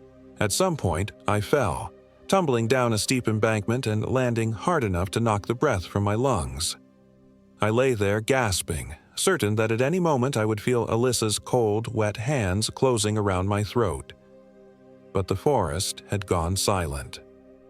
The sounds of pursuit had stopped. Slowly, painfully, I pulled myself to my feet, feeling for injuries. Nothing seemed broken, though every part of me ached from the fall and I could feel blood trickling from several cuts on my arms and face. The darkness was absolute, my headlamp dead and useless. I fumbled in my pocket for my phone, hoping its meager light might help orient me. To my surprise, it powered on, casting a feeble glow that illuminated just a few feet around me. The battery was critically low, just 6% remaining, but it was enough to see that I had tumbled into a ravine, a small stream gurgling nearby. I opened the map app, praying that it had cached the trail system before I lost service. A blue dot pulsed weakly on the screen, showing my location. I had somehow veered far off any marked trail, deep in the wilderness between Mirror Lake and a feature labeled Cuyahoga Ridge. If the map was accurate, there was an old logging road about half a mile east that might lead me back to civilization. With the phone's dim light to guide me, I began picking my way through the ravine, using the trekking pole for support on the uneven ground. Every shadow seemed threatening, every sound a potential warning of Alyssa's return. The stream beside me gurgled and splashed over rocks, the sound unnervingly similar to the wet movements of the creature that had pursued me. I reached a point where the ravine widened, the stream pooling into a small pond before continuing its journey downhill. The water was black in the phone's light, its surface mirror-smooth despite the incoming stream. Something about it made me hesitate, a prickling sensation at the base of my skull warning of danger. As I watched, ripples formed on the pond's surface, spreading outward from the center, though nothing visible had disturbed the water. The ripples grew stronger, more purposeful, moving against the natural flow of the current. And then something began to rise from the center of the pond, a dark shape breaking the surface with deliberate slowness. I didn't wait to see what it was. I scrambled up the side of the ravine, digging my fingers into the soil for purchase, the trekking pole abandoned in my panic. Behind me, I heard a splash and then the sound of something dragging itself from the water, a heavy, wet mass moving with unnatural speed. I crested the ravine and found myself on relatively flat ground, a thinner section of forest where moonlight filtered through the canopy, providing just enough illumination to navigate by. My phone was down to 3% battery now, its light growing dimmer by the minute. I switched it off to conserve what little power remained, relying instead on the faint moonlight as I ran eastward toward where the logging road should be. The forest opened up ahead, not to a road, but to another clearing dominated by a large, circular pool of black water. I skidded to a stop at the edge, my heart sinking as I realized I'd somehow circled back to another part of the same water system. This pond was larger than the one in the ravine, its surface glimmering in the moonlight like polished obsidian. I turned to flee in another direction but froze at the sight that greeted me. Standing at the edge of the clearing was the tall, thin figure I'd seen on the trail earlier. No longer obscured by distance or shadow, I could now see it clearly in the moonlight. It wasn't human. It had never been human. The creature stood at least 7 feet tall, its body impossibly thin, like a stick figure drawn by a child. Its limbs were too long, too jointed, bending in places where human arms and legs shouldn't bend. It had no face, just a smooth blank expanse where features should be. And yet, somehow, I knew it was looking at me, studying me, its attention focused with predatory intensity. Behind me, splashing sounds announced the arrival of what had been following me from the ravine. I was trapped between two monsters, the faceless figure ahead and whatever was emerging from the water behind. In desperation, I reached for my phone again, though what good its dim light would do against these creatures I couldn't say. As the screen lit up, an unexpected sound cut through the night, the sharp, electronic tone of an incoming message. The satellite messenger clipped to my backpack strap, which I'd completely forgotten about in my panic, had somehow maintained its connection. The message displayed on the phone screen: "Emergency response team deployed to your location. Stay where you are. Help is coming." I had no memory of sending an SOS, but the device must have detected my erratic movements and automatically triggered its emergency protocol. A surge of hope coursed through me. Help was coming. I just needed to survive until it arrived. The faceless figure tilted its head, as if confused by the electronic sound. It took a hesitant step backward, retreating slightly into the tree line. Behind me, the splashing from the pond had stopped, though I dared not turn to see what might be watching me from the water. "Help is coming," I said aloud, my voice sounding strange and small in the clearing. "People are coming. You should leave."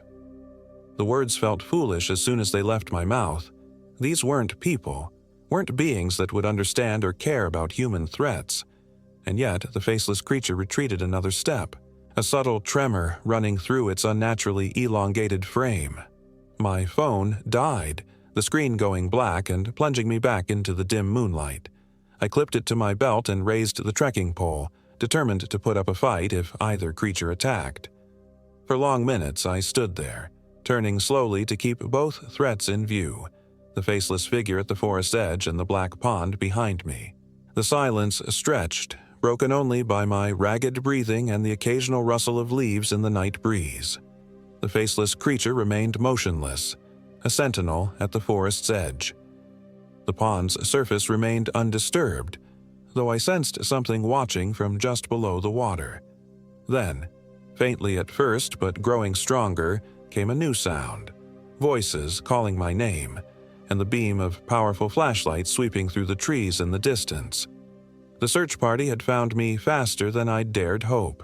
The faceless figure jerked its head toward the approaching lights, then back to me. It seemed to come to a decision, backing further into the trees until it was little more than a suggestion of movement in the darkness.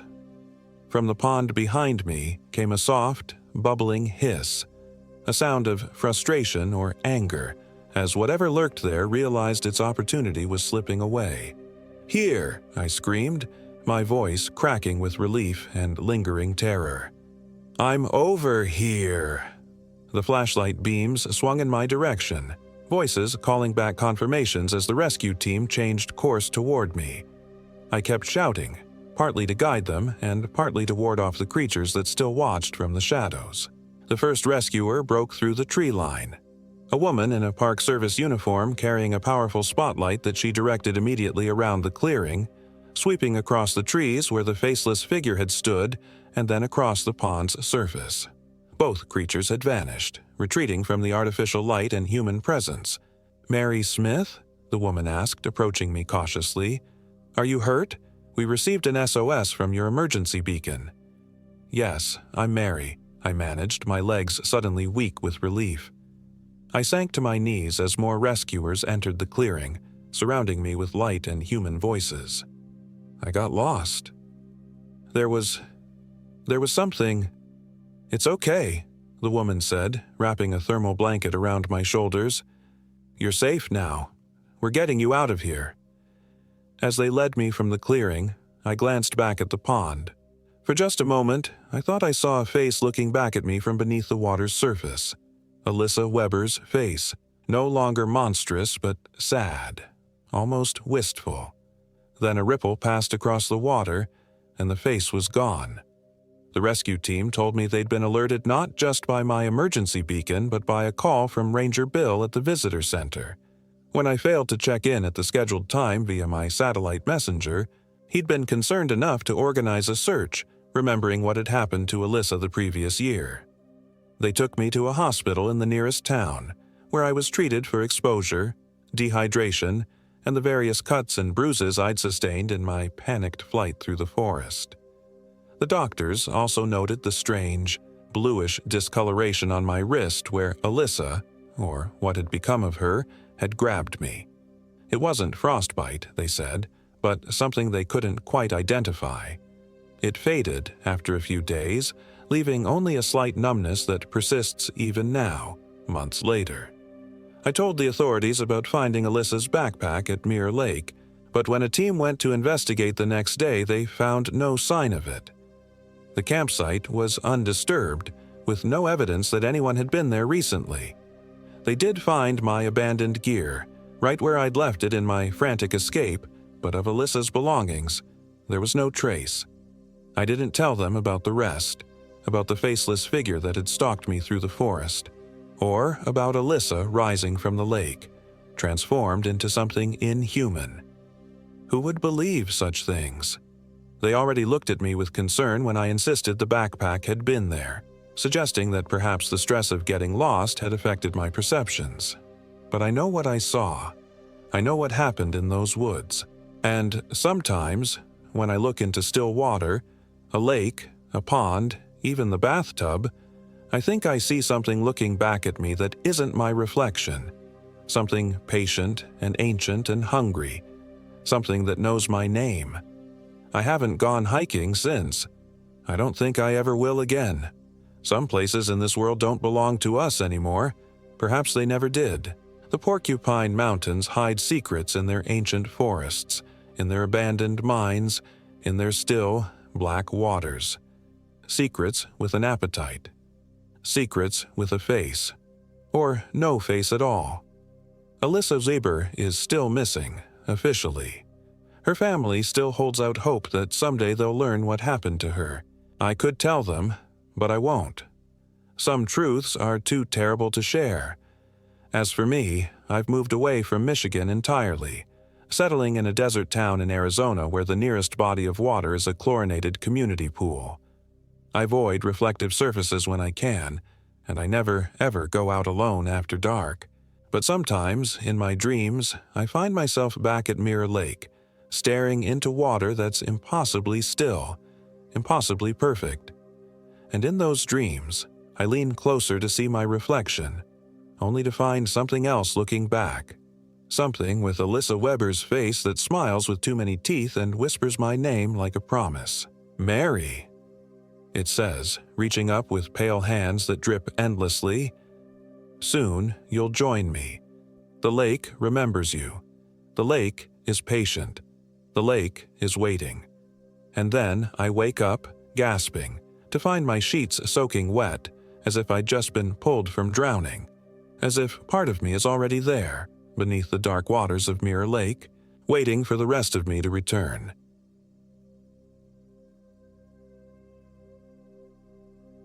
My name is James Anderson, and I am 34 years old. This happened in the Porcupine Mountains Wilderness State Park in Michigan's Upper Peninsula last fall, during what was supposed to be a rejuvenating solo backpacking trip. I'd been struggling with insomnia for months following my divorce, and my therapist suggested reconnecting with nature might help reset my circadian rhythm. I'd always found comfort in the outdoors, having grown up camping with my father before his passing. The familiar ritual of setting up camp, the primal satisfaction of building a fire, these things had always centered me. I chose the Porcupine Mountains. Locals call them the Porkies because of their remoteness. The 60,000-acre wilderness is one of the few sizable mountain ranges in the Midwest, with virgin forests and spectacular views of Lake Superior. My plan was simple: a 7-day trek along the Lake Superior Trail, with detours to Summit Peak and the Lake of the Clouds. I'd packed light but thoroughly: freeze-dried meals, water purification tablets, first aid supplies, a satellite phone for emergencies, and my trusty DSLR camera to document the journey. The first 2 days went exactly as I'd hoped. The weather was perfect: cool, crisp autumn air with sunlight filtering through the yellow-orange canopy above. I hiked about 12 miles each day, set up camp before sunset, and slept more soundly than I had in months. The solitude was therapeutic, allowing my mind to quiet after months of ruminating over the collapse of my 8-year marriage to Emily. On the 3rd day, things began to change. I woke to find my backpack open, though I was certain I'd zipped it shut. Nothing seemed missing, but the contents had been rearranged. My socks tucked into my cooking pot, my map folded differently. I dismissed it as my own absent-mindedness. Stress had been making me forgetful lately. That afternoon, I reached the Mirror Lake area, one of the more remote sections of the park. As I hiked along the shoreline, I spotted a small cabin through the trees that wasn't marked on my map. It looked old, but well-maintained. A hunter's shelter, perhaps. What caught my eye was a small figure standing motionless in the doorway. A child, I thought, though I couldn't make out any features at that distance. I called out a friendly hello but received no response. Curious, I veered off the trail toward the cabin. As I got closer, the figure retreated inside, the door swinging shut. When I reached the cabin, I knocked, but no one answered. The door was unlocked, so I pushed it open, calling out again to announce my presence. "Hello? I'm just a hiker passing through." The cabin's interior was dim, but I could see it was sparsely furnished. A table, 2 chairs, a wood stove, and a narrow bed in the corner. But no person. I stepped back outside, circled the small structure, but found no other exit. Whoever I'd seen must have hidden inside, though I couldn't imagine where. A chill ran through me despite the afternoon warmth. Back on the trail, I couldn't shake the uneasy feeling of being watched. Every few minutes I would turn around, expecting to see someone behind me, but the path remained empty. As dusk approached, I found a suitable camping spot near Lily Pond. A small, serene body of water. I set up my tent, gathered firewood, and tried to focus on preparing dinner, though my appetite had waned. That night I heard whistling from the forest, a tune that seemed almost familiar, though I couldn't place it. It moved around my campsite, never coming from the same direction twice. When I called out, it stopped immediately. When I retreated to my tent, it resumed. Sleep came fitfully, in broken segments punctuated by the rustling of leaves outside my tent that didn't correspond to the wind. I woke at dawn to find tiny footprints in the soft earth around my tent, too small for an adult, too deliberate for an animal. They circled my tent completely before disappearing into the tree line. I packed up quickly, eager to reach a more populated area of the park. As I rolled up my sleeping bag, I noticed small twigs arranged in an unusual pattern where my head had been resting, a crude stick figure with its arms outstretched. My hands trembled as I studied my map. I was at least 2 days from the nearest ranger station if I continued forward, but only 1 day from my entry point if I turned back. Pride made me reluctant to abandon my trip, but instinct urged caution. I compromised by altering my route to intersect with Lake of the Clouds by nightfall, where I knew there would likely be other hikers despite the late season. The day's hike was tense. The forest that had seemed so welcoming now felt oppressive. The natural sounds, birds calling, branches creaking, seemed to carry hidden meanings. Twice I spotted flashes of movement in my peripheral vision, but saw nothing when I turned to look. My rational mind suggested wildlife, perhaps a deer or fox, but the movements seemed too deliberate, too vertical. Around midday, the trail crossed a small stream. I stopped to refill my water bottles and wash my face, hoping the cold water would clear my head. As I bent over the stream, I caught my reflection, and then another behind me. A small face, pale and expressionless with dark eyes that didn't blink. I spun around so quickly I lost my footing and fell backward into the shallow water. There was no one there. Soaked and increasingly paranoid, I abandoned any pretense of enjoying the hike and focused solely on making progress. The trail became steeper as it ascended toward Lake of the Clouds, and my pace slowed. By mid-afternoon, an unseasonable fog had rolled in, reducing visibility to mere yards. That's when I heard the singing. A child's voice, sweet but somehow wrong, singing words I couldn't quite make out. It seemed to come from everywhere and nowhere, carried by the mist. I called out, trying to sound authoritative rather than frightened. "Who's there? Show yourself." The singing stopped. Then came laughter, high-pitched, cascading giggles that made my skin crawl. I broke into a run, abandoning the trail and charging uphill toward where I thought the Lake of the Clouds overlook should be. Branches whipped my face as I scrambled through underbrush, my pack catching on trees, but fear drove me forward. I burst into a clearing and stopped dead. Through breaks in the fog, I could see I was at the edge of a cliff. Not the scenic overlook I'd been aiming for, but a sheer drop of at least 60 feet to jagged rocks below. One more step would have sent me over. My legs gave out, and I collapsed to the ground, heart pounding in my throat. As my breathing slowed, I realized the forest had gone completely silent.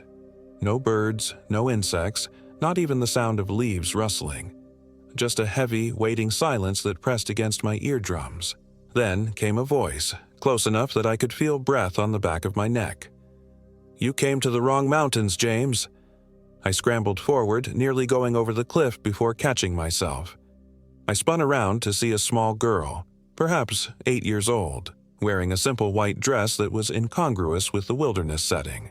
Her long, dark hair obscured much of her face, but I could see her mouth curved in a smile that was too wide, too knowing for a child. "How do you know my name?"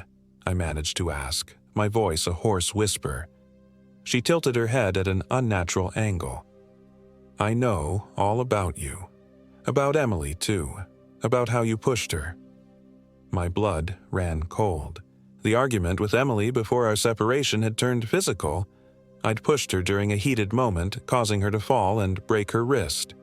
It was the shameful catalyst for our divorce, something I'd never told anyone about, not even my therapist.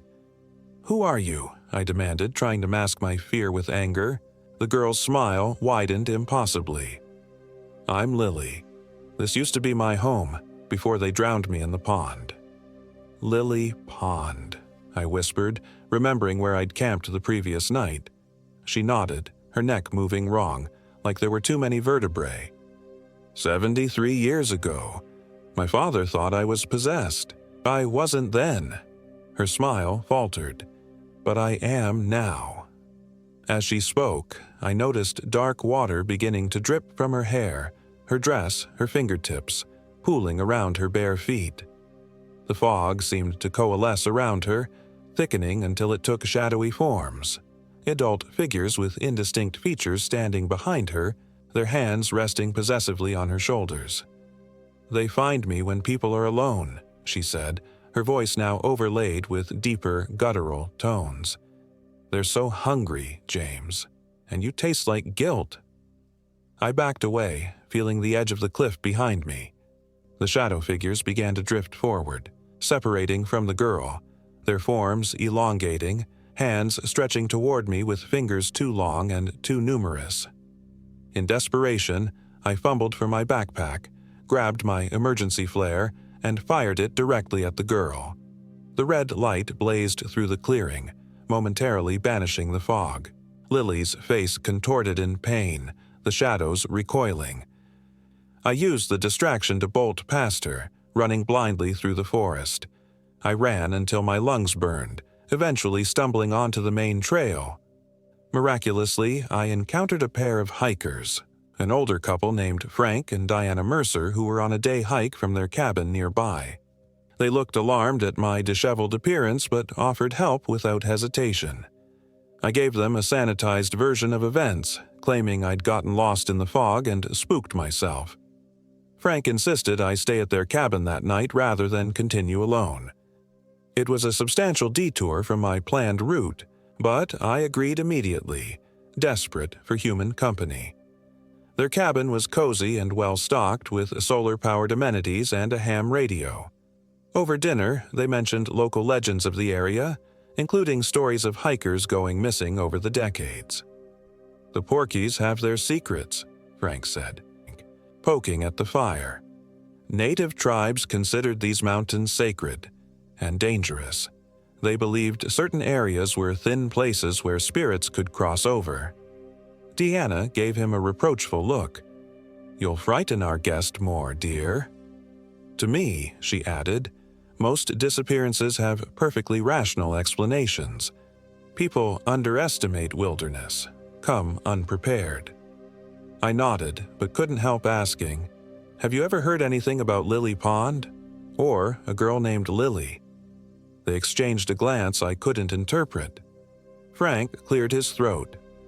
"There was a family that lived near there in the 1940s, isolated religious types.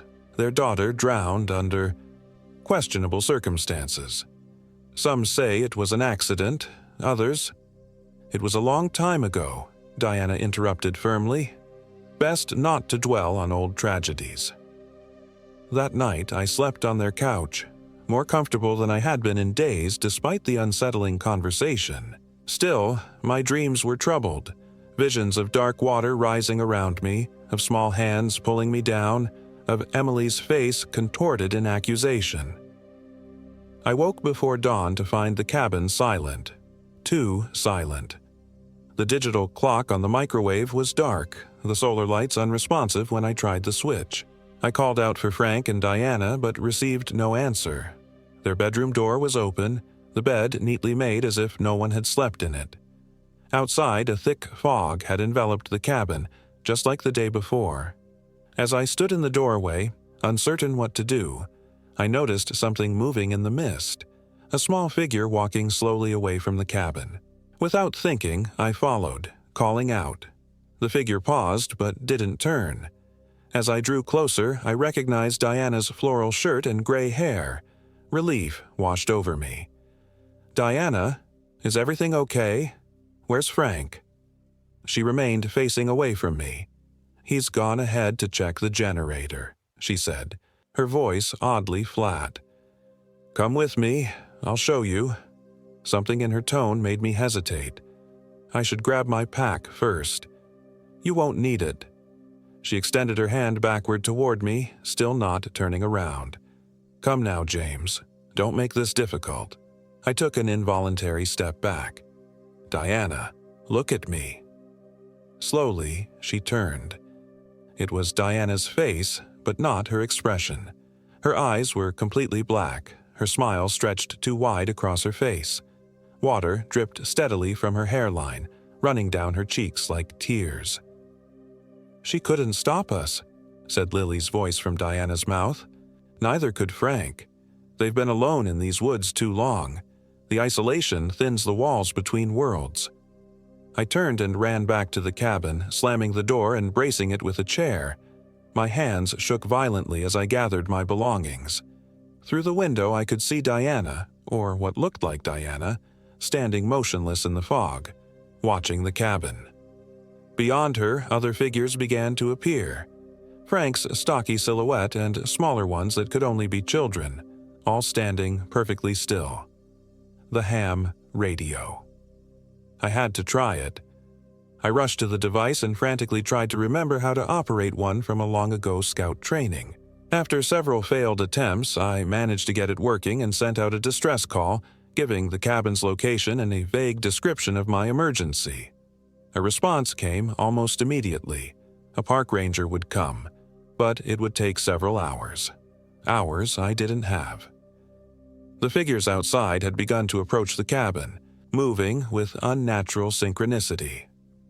I searched desperately for weapons, finding only kitchen knives and Frank's old fishing gear. In the closet, I discovered something more promising: a shotgun and shells. Whether it was legal for them to have it in the park didn't matter now. I loaded the gun with trembling hands, just as something heavy crashed against the front door. The chair holding it shut shuddered. Another impact, and I heard wood splintering. A third, and the door flew open. The thing that had been Diana stood in the doorway, her body now bent at impossible angles, limbs too long and jointed in the wrong places. Behind her stood Frank, his neck twisted completely backward so his face looked at me over his own shoulders. And behind them, small white figures, children with black hollow eyes, all dripping with pond water. I fired the shotgun without hesitation. The blast caught not Diana square in the chest, throwing her backward, but instead of blood, dark water sprayed from the wound, and her body seemed to collapse in on itself, melting into a puddle on the threshold. Not Frank let out an inhuman howl and charged forward. I fired again, with the same result. His form dissolved into water that quickly soaked into the wooden floor. The child figures hesitated, then began to retreat into the fog. All except one. Lily stood her ground, her expression furious. "They'll find you again," she said, her voice now a chorus of many. "The lonely places belong to us now. And you're so very lonely, James."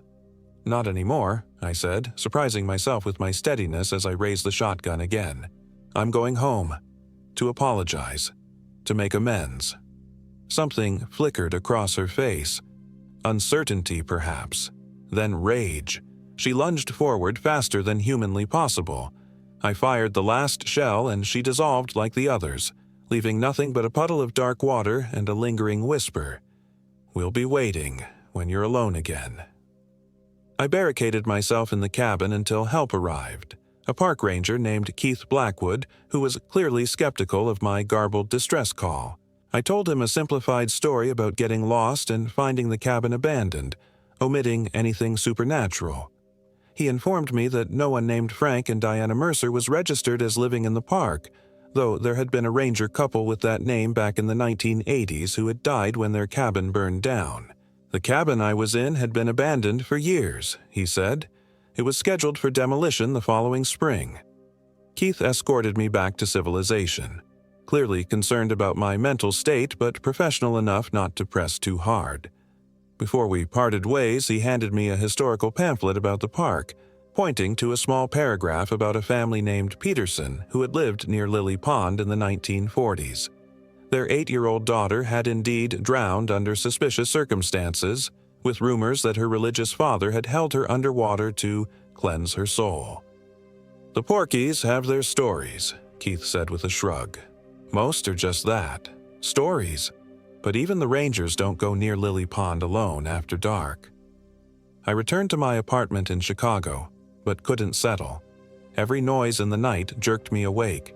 Every shadow seemed to move when I wasn't looking directly at it. When I closed my eyes, I saw Lily's face. Heard her accusation. "You taste like guilt." A week after my return, I found the courage to call Emily. The conversation was awkward, but civil. I apologized for everything, especially for the moment of violence that had changed everything between us. She was silent for a long time, then thanked me for the apology. It wasn't forgiveness, but it was acknowledgement. It was a start. That night, for the first time since my return, I slept without dreaming of dark water or children's voices. I woke to find my apartment exactly as I had left it. No rearranged objects, no wet footprints on the floor. But on particularly quiet nights, when my insomnia returns and the city outside falls uncharacteristically silent, I sometimes hear whistling, a tune that seems almost familiar, though I can't quite place it. On those nights, I turn on every light, turn the television to a 24-hour news channel for the comfort of human voices, and remind myself that I'm not alone, because now I know what waits in lonely places, what finds you when isolation thins the walls between worlds, what hungers for guilt and regret and shame. I will never hike alone again. And I have nightmares about the day, inevitable perhaps, when Emily's forgiveness runs out, when friends drift away, when age or circumstance isolates me once more. Because Lily will be waiting. They all will. In the thin places, in the lonely places, in the depths where guilt drowns reason, and the past never truly dies.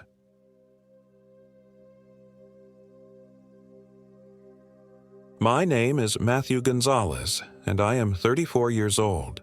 This happened in the Upper Peninsula of Michigan, specifically in the Porcupine Mountains Wilderness State Park, during what was supposed to be a rejuvenating solo hiking trip. I've always been drawn to solitude, finding peace in the isolation that nature provides. Little did I know that this particular journey would transform my understanding of isolation into something far more sinister. I had recently gone through a messy divorce that left me questioning everything. My therapist suggested I take some time away to clear my head, and the rugged wilderness of Michigan's Upper Peninsula seemed like the perfect escape. I'd read about the Porcupine Mountains, with their ancient hemlock forests and breathtaking Lake of the Clouds. The idea of disappearing into 60,000 acres of wilderness appealed to me on a primal level. I arrived at the park on a Tuesday in late September. The summer crowds had dispersed, and the first hints of autumn were painting the landscape with splashes of gold and crimson. The park ranger at the visitor center, a weathered man named Frank, gave me a curious look when I mentioned I'd be hiking the Lake Superior Trail solo for 5 days. "Not many folks do the longer trails alone this time of year," he said, studying my face. "Weather can turn quickly. Cell service is non-existent in most places."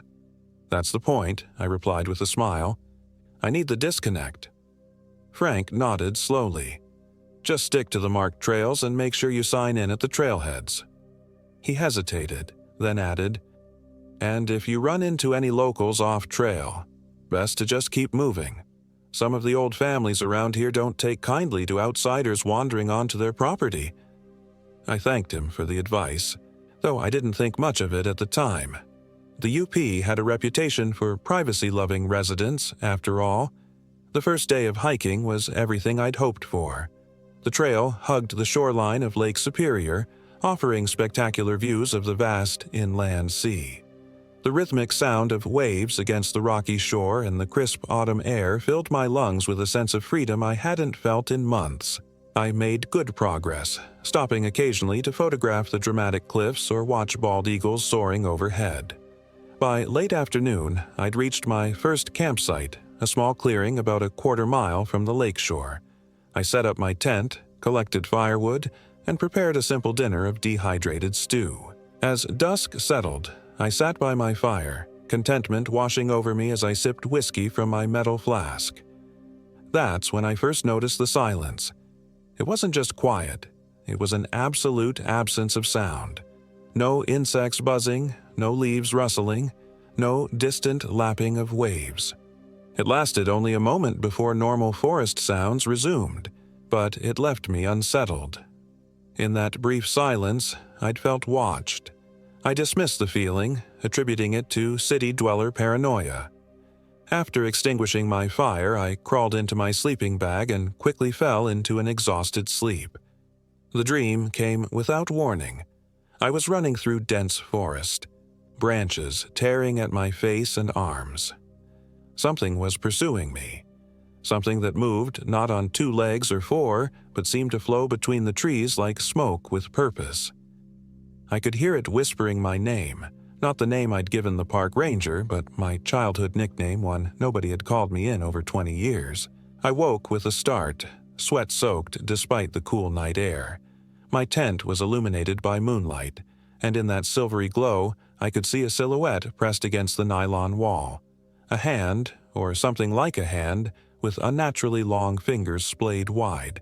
I froze, heart hammering against my ribs. The hand remained motionless for several seconds, then slowly dragged downward and was gone. I fumbled for my flashlight and knife, hands trembling so badly I dropped both twice before getting a grip on them. When I finally mustered the courage to unzip my tent and peer outside, the clearing was empty under the brilliant stars. Sleep eluded me for the remainder of the night. I told myself it must have been a branch moved by the wind, but deep down, I knew better. As first light broke, I packed up camp faster than I ever had before and hit the trail, eager to put distance between myself and whatever had visited in the night. The second day started with an unnerving discovery. While refilling my water bottle at a stream, I noticed something carved into the bark of a nearby birch tree. It was a crude symbol, a circle with a vertical line through it, surrounded by smaller marks that might have been letters in some alphabet I didn't recognize. The carving looked fresh, the exposed wood still light in color. I remembered Frank's warning about locals and wondered if I'd strayed close to someone's property. But according to my map, I was well within the boundaries of the state park. I snapped a quick photo of the marking and continued on my way, now moving with greater urgency. By midday, the weather began to change. Clouds rolled in from the lake, dark and heavy with the promise of rain. The temperature dropped sharply and I pulled on my rain shell just as the first drops began to fall. What started as a light shower quickly intensified into a downpour that reduced visibility to mere yards. The trail became slick with mud, making each step treacherous. I decided to cut my day's hike short and set up camp at the next available site.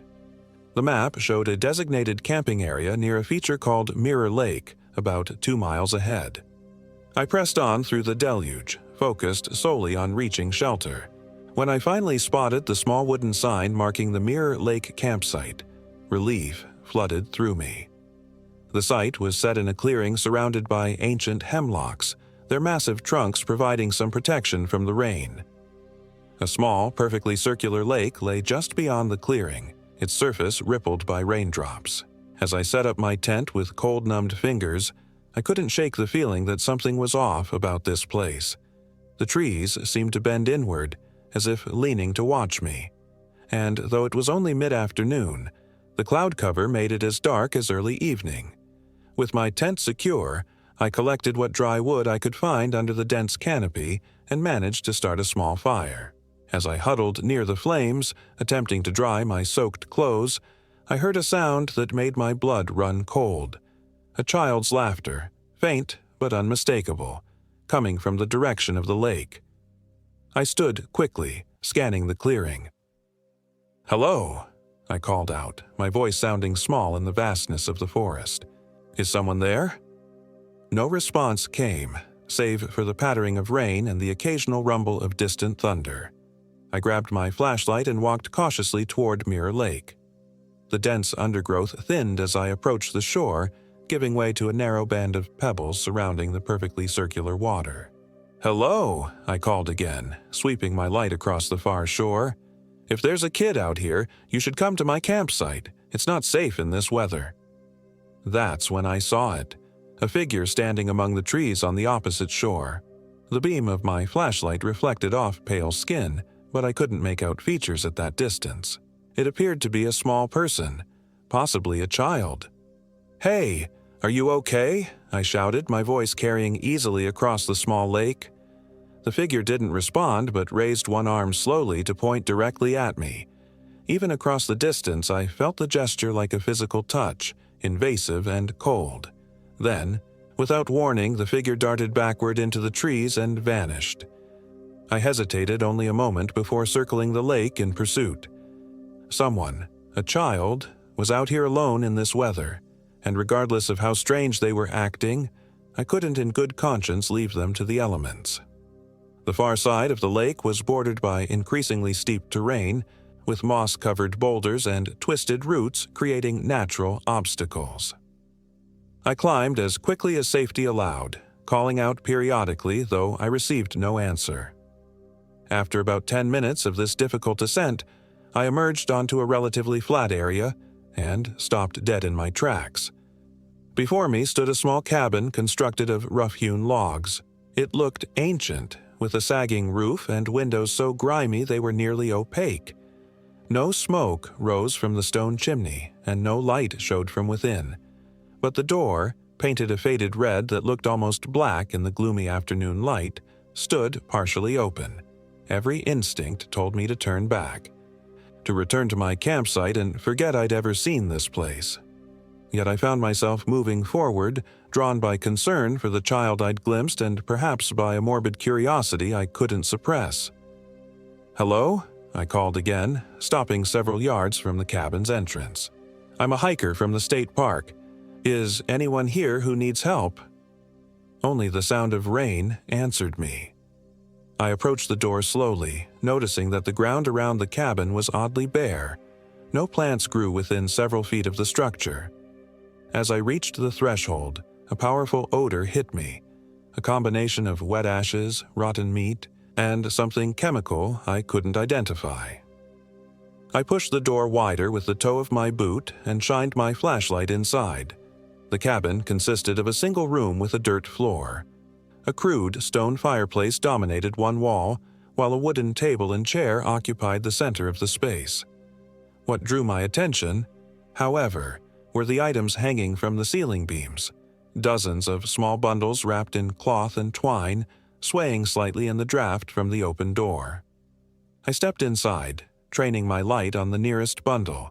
It appeared to be a pouch made from dark fabric, tied with intricate knots. Something dark had leached through the material, staining it in irregular patterns.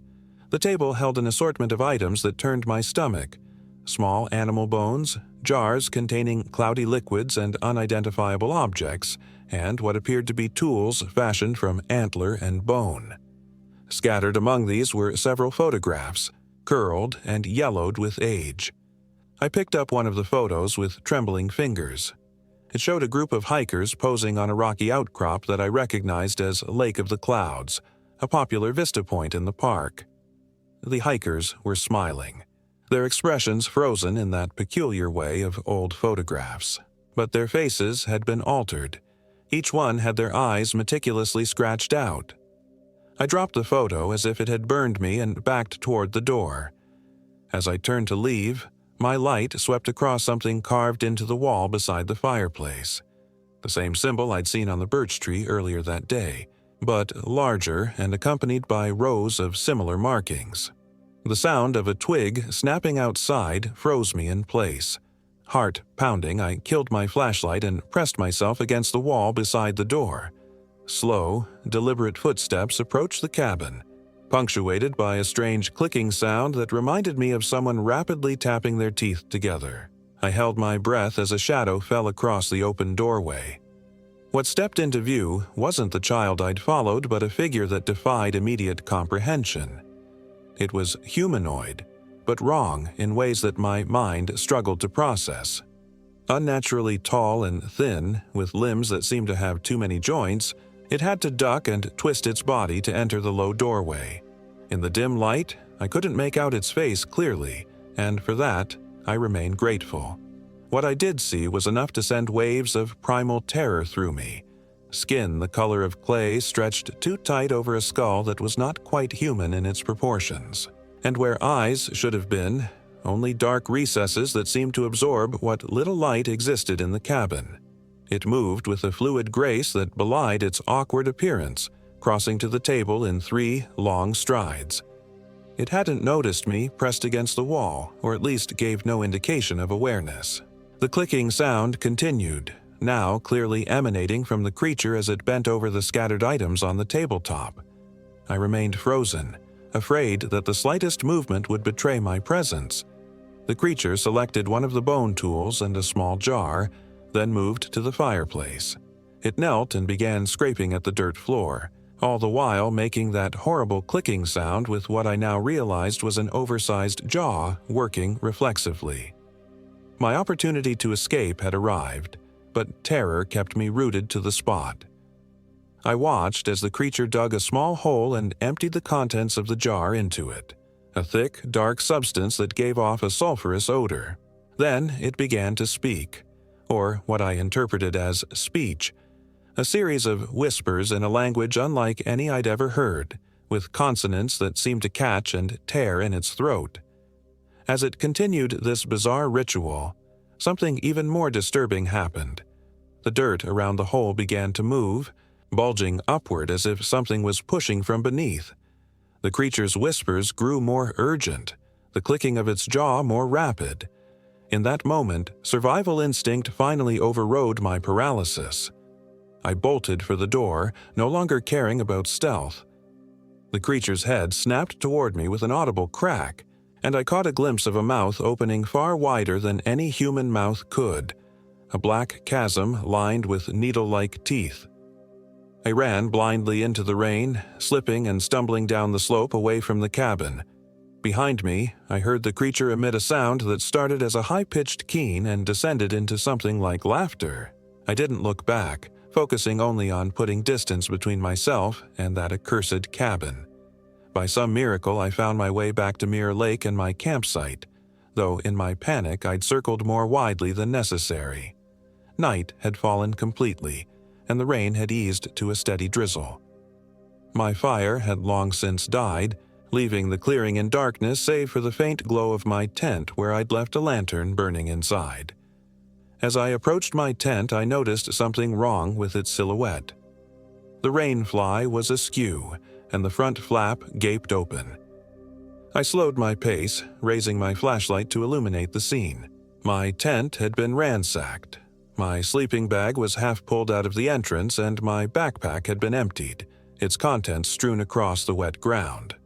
But more disturbing were the marks that covered every surface of my gear, the same symbol from the tree and cabin, drawn repeatedly in a dark substance that I desperately hoped was mud. I stood in the rain, flashlight beam trembling across the devastation, when a flicker of movement at the edge of the clearing caught my eye. I swung my light toward it and glimpsed what appeared to be the child I'd seen earlier, watching me from between 2 massive trees. This time I could see its face, or rather, the absence of features where a face should be. It was as if someone had covered a child's head with a pale, smooth mask, leaving only slight indentations where eyes and mouth would normally be. "What do you want?" I shouted, fear and anger overriding common sense. "What the hell is happening here?" The figure tilted its head at an impossible angle, then raised one arm to point at me, just as it had done across the lake. From the dark woods behind it, I heard the now familiar clicking sound, growing louder. I didn't wait to see what would emerge. Grabbing only my knife and the emergency kit from my scattered belongings, I ran for the trail. I no longer cared about my equipment or even about finding shelter for the night. My only thought was to put as much distance as possible between myself and whatever unholy things dwelled near Mirror Lake. I ran until my lungs burned and my legs threatened to give out, stumbling frequently on the rain-slicked trail. Eventually, I was forced to slow to a walk, though I continued moving as quickly as my exhausted body would allow. The rain stopped sometime during my flight, and breaks in the clouds revealed a moon close to full, providing just enough light to follow the trail without using my flashlight, which I feared might draw attention. As I walked, I tried to make sense of what I'd experienced. Was I hallucinating? Had I inadvertently ingested something toxic? Or was there truly something ancient and malevolent dwelling in these woods? The rational part of my mind sought logical explanations, but the primal part, the part that humans have carried since they first huddled around fires to keep the darkness at bay, knew I had encountered something that should not exist in the world as I understood it. After what felt like hours of walking, I came upon a small wooden shelter, one of the three-sided Adirondack-style structures placed along the trail for emergency use. It wasn't much, but it offered a roof and walls on three sides. I collapsed onto the wooden platform, too exhausted to do more than wrap myself in the emergency blanket from my kit. Despite my exhaustion, sleep came in fitful bursts, interrupted by every sound from the surrounding forest. Each time I drifted off, I found myself back in that cabin, watching as the creature dug into the earth. Except in my dreams, what emerged from the ground was not some nameless horror but my own face, mouth stretched in a silent scream. Dawn arrived mercifully, revealing a stunning, clear sky that seemed to mock the terrors of the previous day. I rose stiffly, my body protesting from both the unforgiving sleeping surface and the previous day's exertion.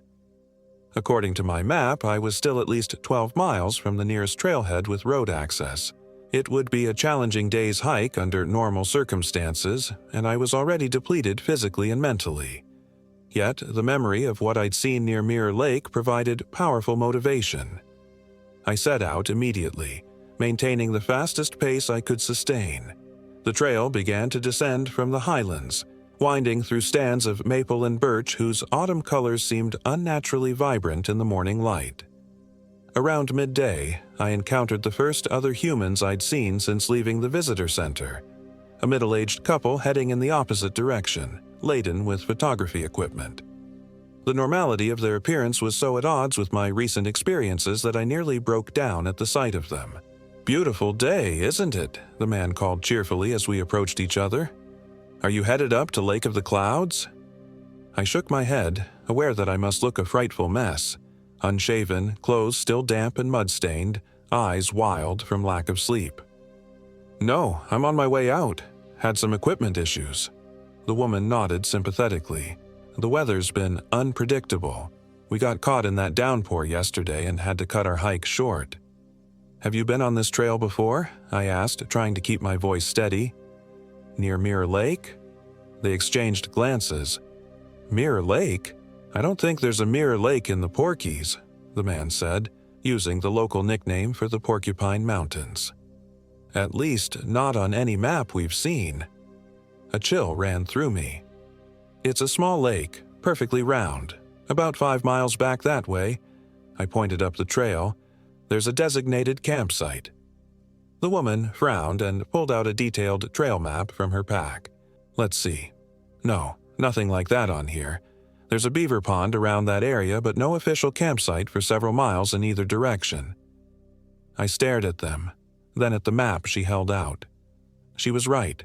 Where I clearly remembered seeing the wooden sign for Mirror Lake Campsite, the map showed only unmarked forest alongside the main trail. "Are you feeling all right?" the man asked, concern evident in his voice. "You look like you might be coming down with something. We have extra water if you need it." I declined their offer, mumbled something about confusion from the storm, and continued on my way, now more disturbed than ever. Had I imagined the entire experience? Was I suffering from some kind of breakdown? Yet the visceral memory of what I'd seen, the cabin, the faceless child, the thing with too many joints, remained sharp and clear, unlike any hallucination I could imagine. And the symbols, repeated on tree, cabin wall, and my own gear, were too consistent to be products of a disordered mind. By late afternoon, I reached Lake Superior Trailhead and the blessed sight of the parking lot where my car waited. The normalcy of the setting, information boards, restroom facilities, other vehicles, provided a surreal contrast to the horrors I'd experienced. I found myself laughing aloud, a slightly hysterical sound that I quickly stifled when I noticed a park ranger watching me curiously. It was Frank, the same ranger who had warned me about local residents when I'd set out days earlier. He approached with a friendly wave that faltered as he took in my appearance. "Rough trip," he asked, eyebrow raised. You could say that, I replied, opening my car and tossing my meager remaining equipment into the back seat. Had to abandon most of my gear when the storm hit. I'll file a report about it. Frank nodded slowly, studying my face. Whereabouts did you end up camping? I hesitated, then decided to test the waters. A place called Mirror Lake. You know it? His expression didn't change, but something shifted in his eyes. Can't say that I do, officially. No such place on park maps. He paused, then added more quietly, though some of the old-timers have stories about a perfect round pond deep in the woods, where the water's always still even in the worst storms, not somewhere most folks find by accident. My hand froze on the car door. What else do they say about it? Frank glanced around as if checking whether we could be overheard, though the parking lot was otherwise empty. Just old legends, about a settler family back in the mining days, the Koski clan. Story goes they practiced something they brought over from the old country, something that wasn't quite Christian, kept to themselves mostly until a series of disappearances in the 1880s. Hikers, hunters, a couple of survey workers, all gone without a trace. He shrugged. Eventually, a mob from the nearest town went up to the Koski place, intending to drive them out. Found the cabin empty, family gone. But they said the ground around the place was wrong, like it had been disturbed from below rather than above. My mouth went dry. And the family? What happened to them? Nobody knows for certain. Some say they fled deeper into the wilderness. Others say... He trailed off, looking uncomfortable. Well, some say they're still out there in some form, that they found a way to become something else, something that could endure. I thought of the clicking creature in the cabin, of the faceless child by the lake. The symbols, I said, almost to myself, circles with vertical lines, surrounded by markings. Frank's face drained of color. You saw those? I nodded. Then you're lucky to be standing here, he said softly. In the old stories, those marked by that sign were never seen again. Or if they were, they weren't themselves anymore. Just empty shells walking around with something else inside them. A wave of nausea washed over me as I remembered the creature's ritual, the earth moving beneath the cabin floor. What am I supposed to do with this? I asked, hearing the edge of hysteria in my voice. Frank regarded me for a long moment, then sighed heavily. Drive away, go home, try to forget. Most do eventually.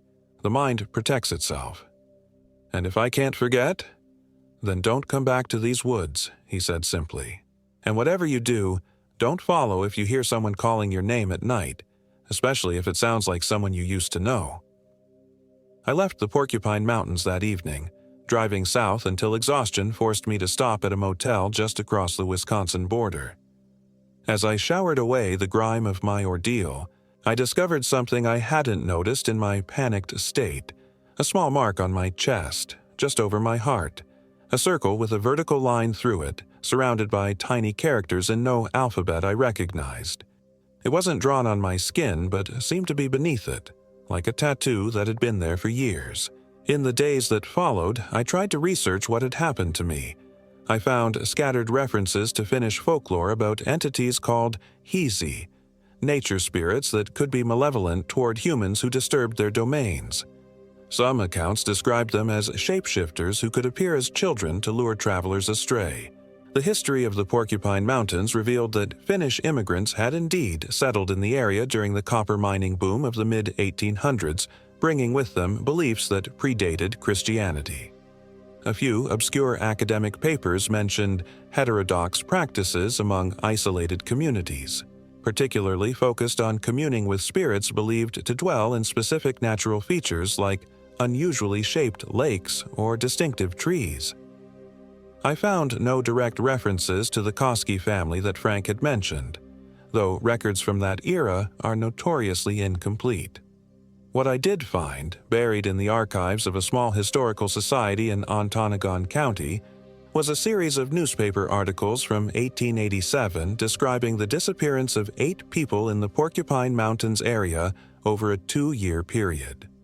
The final article mentioned a regrettable incident of frontier justice in which several residents of a remote homestead were allegedly driven from their property by concerned citizens, though no names were provided.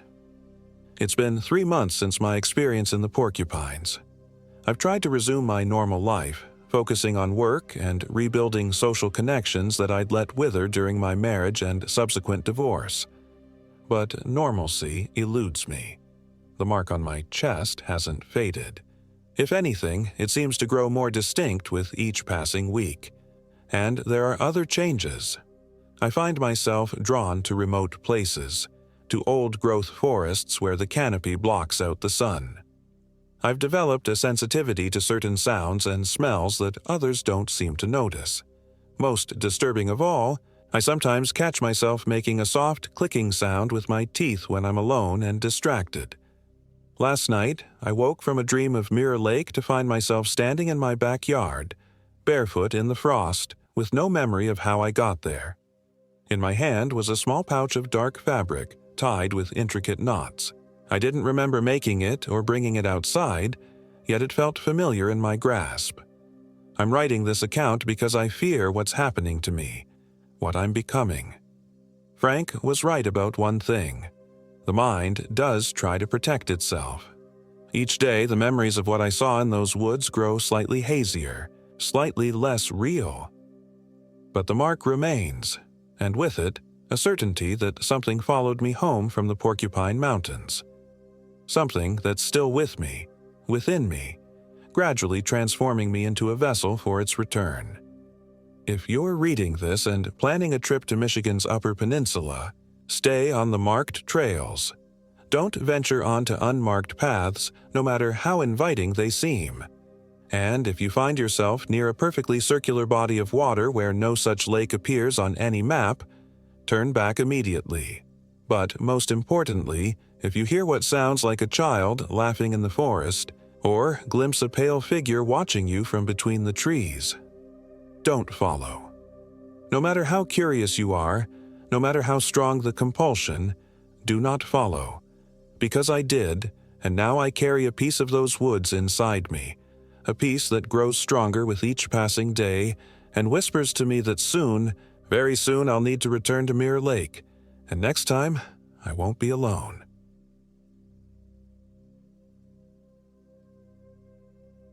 My name is Thomas Davis, and I am 32 years old. This happened in the Upper Peninsula of Michigan, deep within the Tahquamenon Falls State Park, just last autumn. I've always been the type of guy who needs to unplug occasionally, get away from the screens, the notifications, the endless parade of other people's highlight reels. My therapist called it digital detoxing, but I just called it saving my sanity. That's why I decided to take a solo hiking trip through Michigan's Upper Peninsula. The plan was simple. 7 days hiking through Tahquamenon Falls State Park, following the North Country Trail along the Tahquamenon River, camping each night under the stars. The weather forecast was perfect for late September, cool but not cold, with minimal chance of rain. I'd packed light but efficiently. Water purifier, lightweight tent, dehydrated meals, first aid kit, emergency satellite beacon, at my sister Kate's insistence, and all the other essentials. What I didn't pack was enough respect for the wilderness. Looking back now, I realize how arrogant I was. I'd done weekend trips before, even a 4-day excursion in the Porcupine Mountains, but I'd never gone this far alone, this deep into the true wilderness. The locals in Newberry tried to warn me. Maybe take the shorter loop, the elderly woman at the outfitting store suggested as I purchased my final supplies. That time of year, trails get confusing when the leaves fall. People get turned around. I'll be fine, I assured her with a confidence I can now only describe as pathetic. I've got GPS and paper maps as backup. She just nodded, but her eyes held something. Pity? Fear? She handed me my receipt without another word. I remember driving to the trailhead parking lot the next morning, feeling exhilarated as I shouldered my pack. The autumn colors were just beginning their transformation. splashes of gold and crimson among the green. The air smelled of pine and damp earth. Perfect. The first 2 days were exactly what I'd hoped for. The upper falls were magnificent. Tannin-stained water the color of root beer cascading down a 50-foot drop, kicking up a mist that created rainbows in the sunlight. I hiked along the river, taking my time, stopping to photograph particularly striking views. The trails were well marked, and I encountered a few other hikers exchanging friendly nods or brief conversations about trail conditions. By the 3rd day, I'd moved beyond the more popular sections. The trail became narrower, less maintained. I hadn't seen another hiker since early morning. That was fine. Solitude was what I'd come for. I made camp that night in a small clearing about 30 yards from the river. After heating my dehydrated beef stroganoff, I sat listening to the rushing water and the occasional hoot of an owl. That's when I first felt it. A subtle wrongness, like the weight of unseen eyes. I scanned the darkening forest but saw nothing unusual. Just shadows deepening as night fell.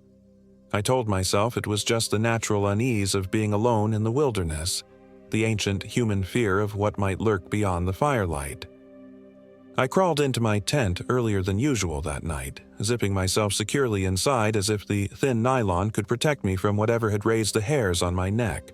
Sleep came reluctantly, and when it did, I dreamed of running through endless trees, pursued by something I couldn't see but could feel gaining ground with every labored breath.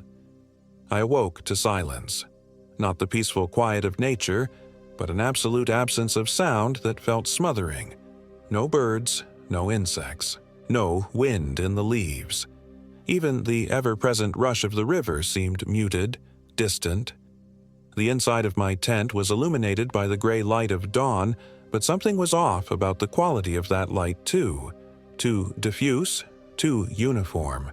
When I unzipped the tent, I found my campsite enveloped in a dense fog so thick I could barely see 10 feet in any direction.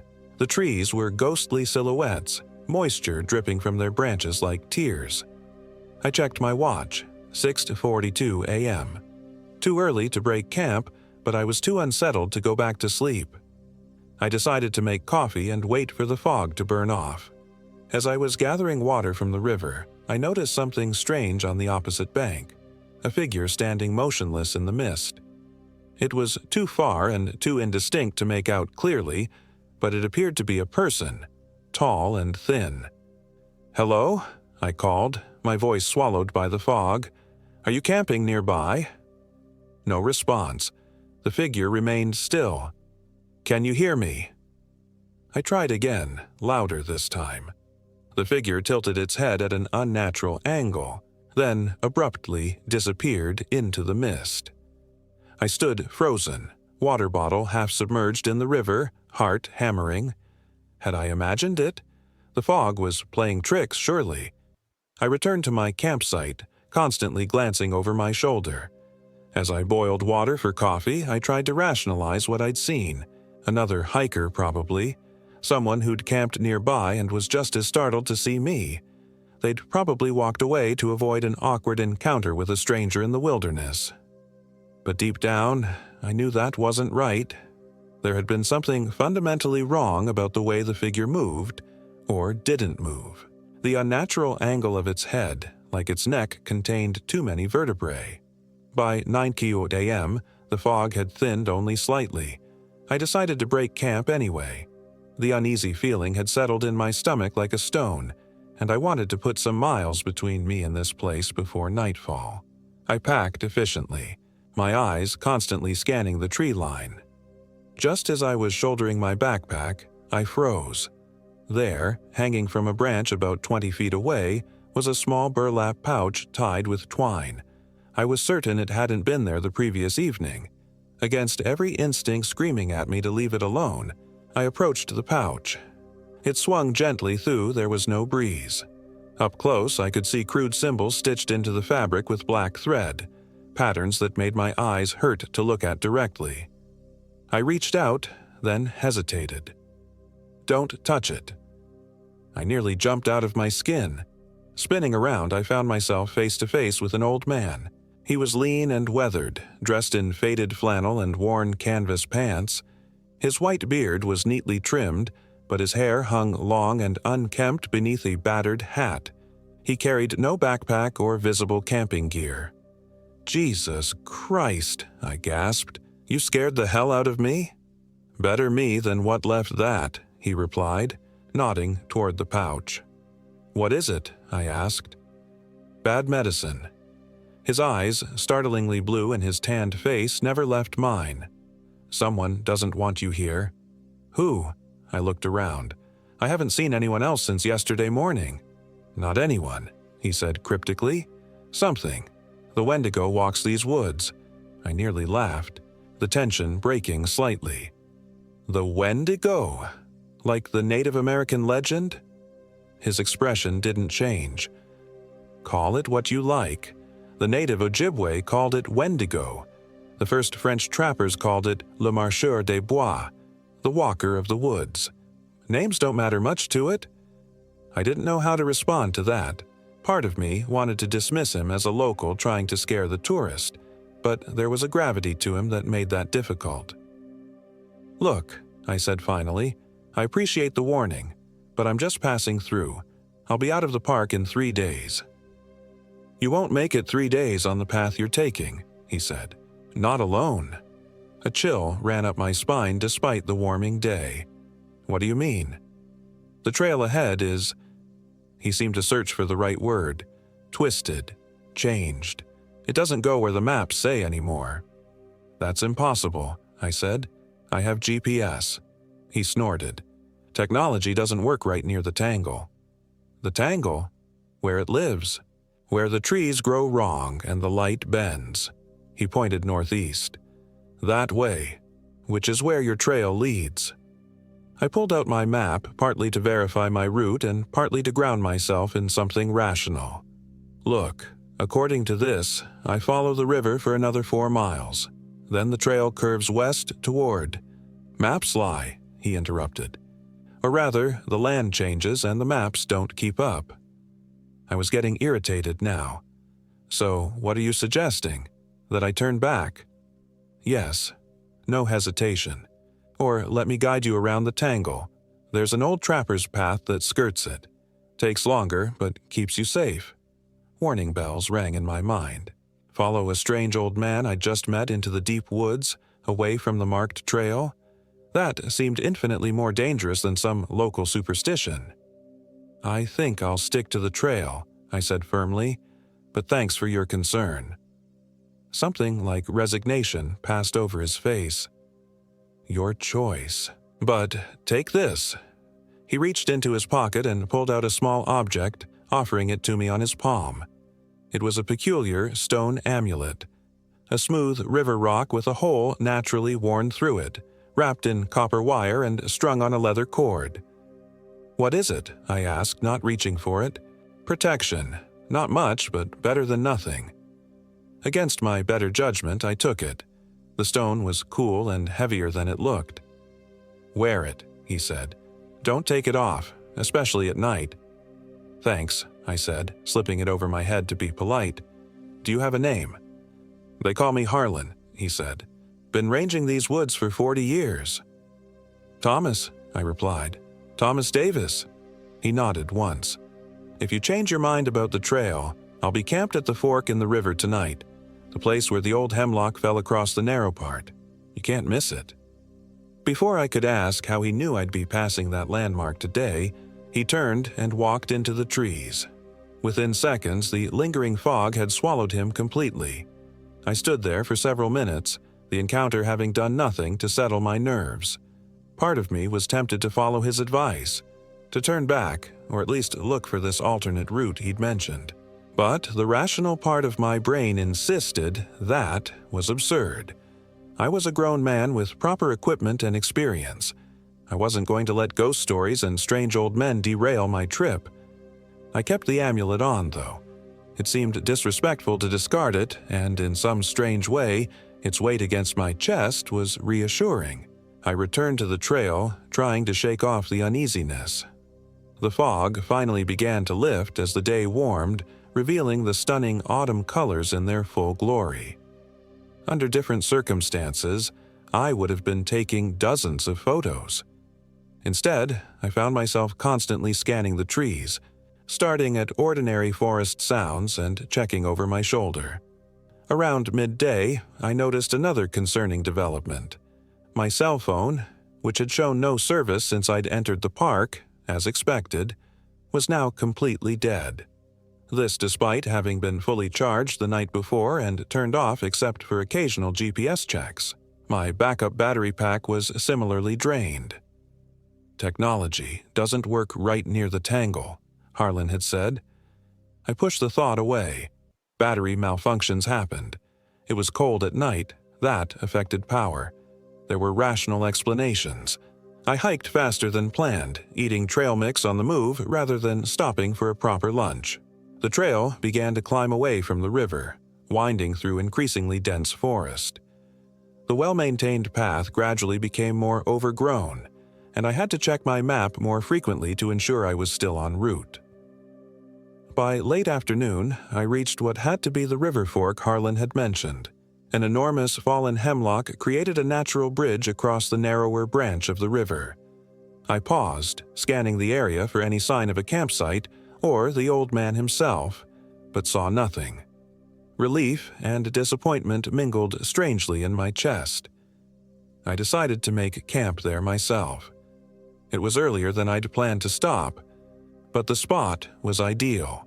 Flat ground, access to water, and enough open space that I could see if anyone, or anything, approached. As I set up my tent, I found myself unconsciously arranging my camp so that I could see both approaches along the river. The sun was setting earlier each day, and by the time I'd finished my dinner of rehydrated chicken teriyaki, long shadows stretched across my campsite. I built my fire larger than necessary, feeling foolish but unable to shake the growing sense of dread that had dogged me all day. Night fell like a curtain, and the forest came alive with sounds. The hooting of owls, the rustle of nocturnal creatures, the whisper of the breeze through the canopy. Normal sounds. Natural sounds. Yet they did nothing to comfort me. I sat by the fire until the wood was nearly gone, reluctant to retreat to the illusory safety of my tent. The amulet Harlan had given me seemed to grow heavier against my chest, and I found myself touching it frequently, drawing strange reassurance from its solid presence. When I finally crawled into my sleeping bag, exhaustion overcame anxiety, and I fell into a deep sleep, only to be jolted awake in the darkest hour of the night by a sound that froze my blood. A scream. Not an animal cry, but a human scream of pure terror echoing through the forest.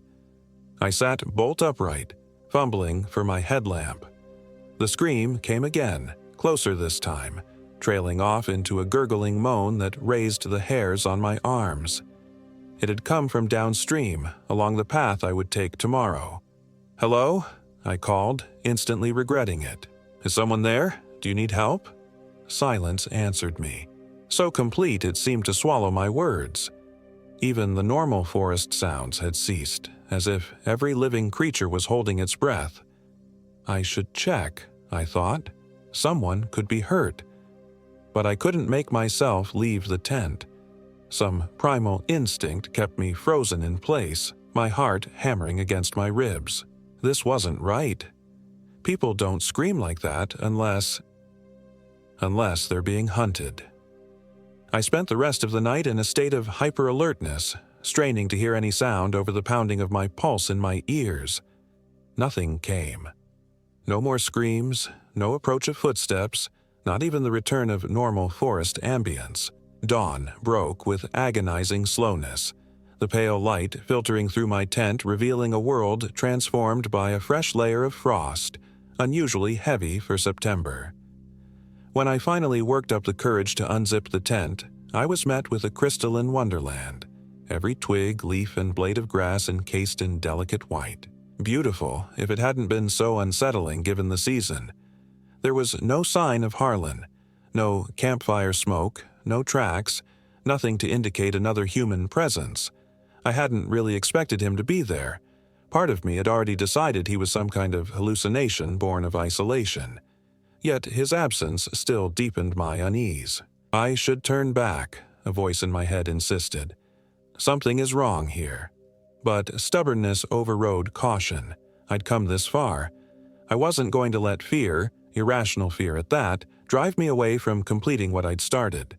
I broke camp quickly and hit the trail, telling myself that the faster I moved, the sooner I'd be back to civilization. The trail continued to follow the river, though at a greater distance now.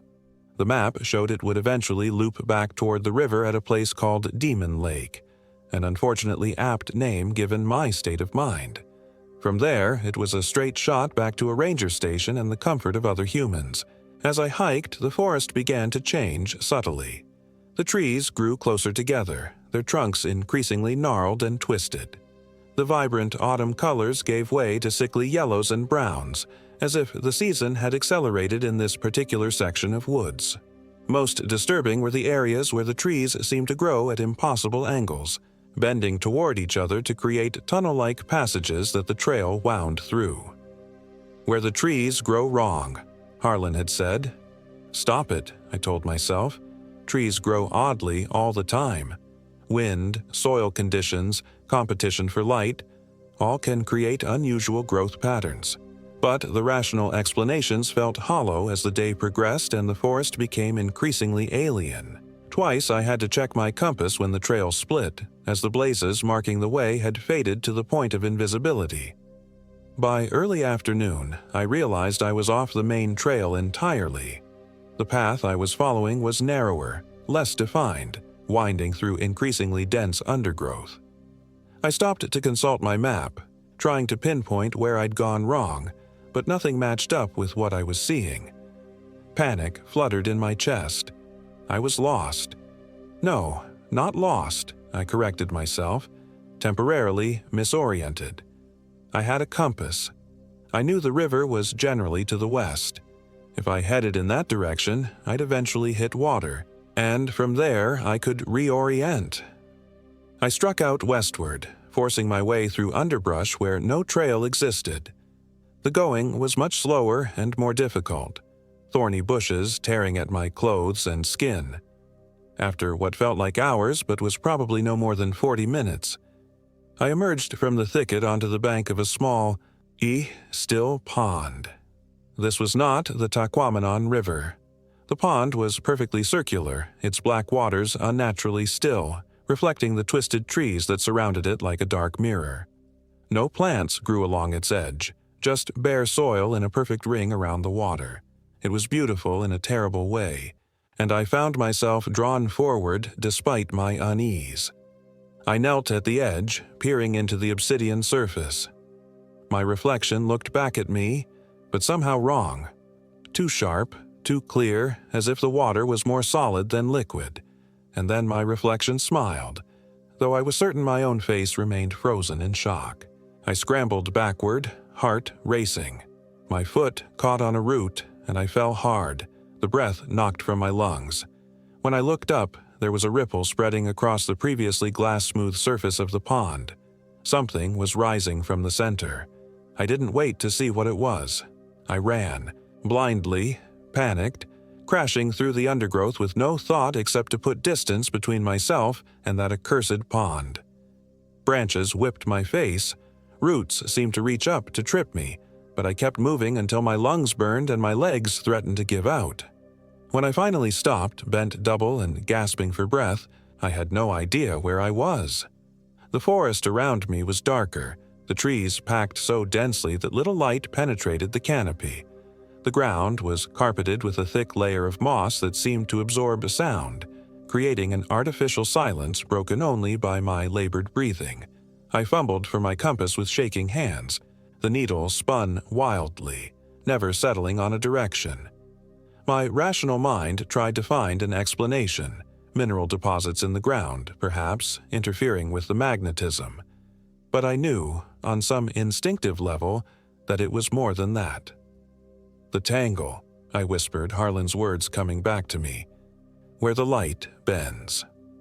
As if in response, the quality of the light around me shifted. Though it was only mid-afternoon, darkness seemed to be falling rapidly, the green-tinged dimness deepening to a murky twilight. But it wasn't the natural fading of daylight. It was as if shadow itself was thickening, becoming almost tangible. I needed to find shelter before full dark. Looking around desperately, I spotted what appeared to be a small clearing ahead. I moved toward it, pushing through the undergrowth, and emerged onto a well-maintained trail, the same trail I'd been following that morning. Relief washed over me, so intense it made me dizzy. I wasn't lost after all. Somehow, I'd circled back to the path. I checked my map, attempting to identify my location based on the terrain. According to the contour lines, I should be approaching Demon Lake. Sure enough, after another 20 minutes of hiking, the trail opened up to reveal a substantial body of water, far larger than the unnatural pond I'd encountered earlier. Demon Lake was a roughly oval shape, perhaps a half-mile across at its widest point, surrounded by relatively normal-looking forest. A designated campsite was marked on my map at the southeastern shore, and I made for it immediately.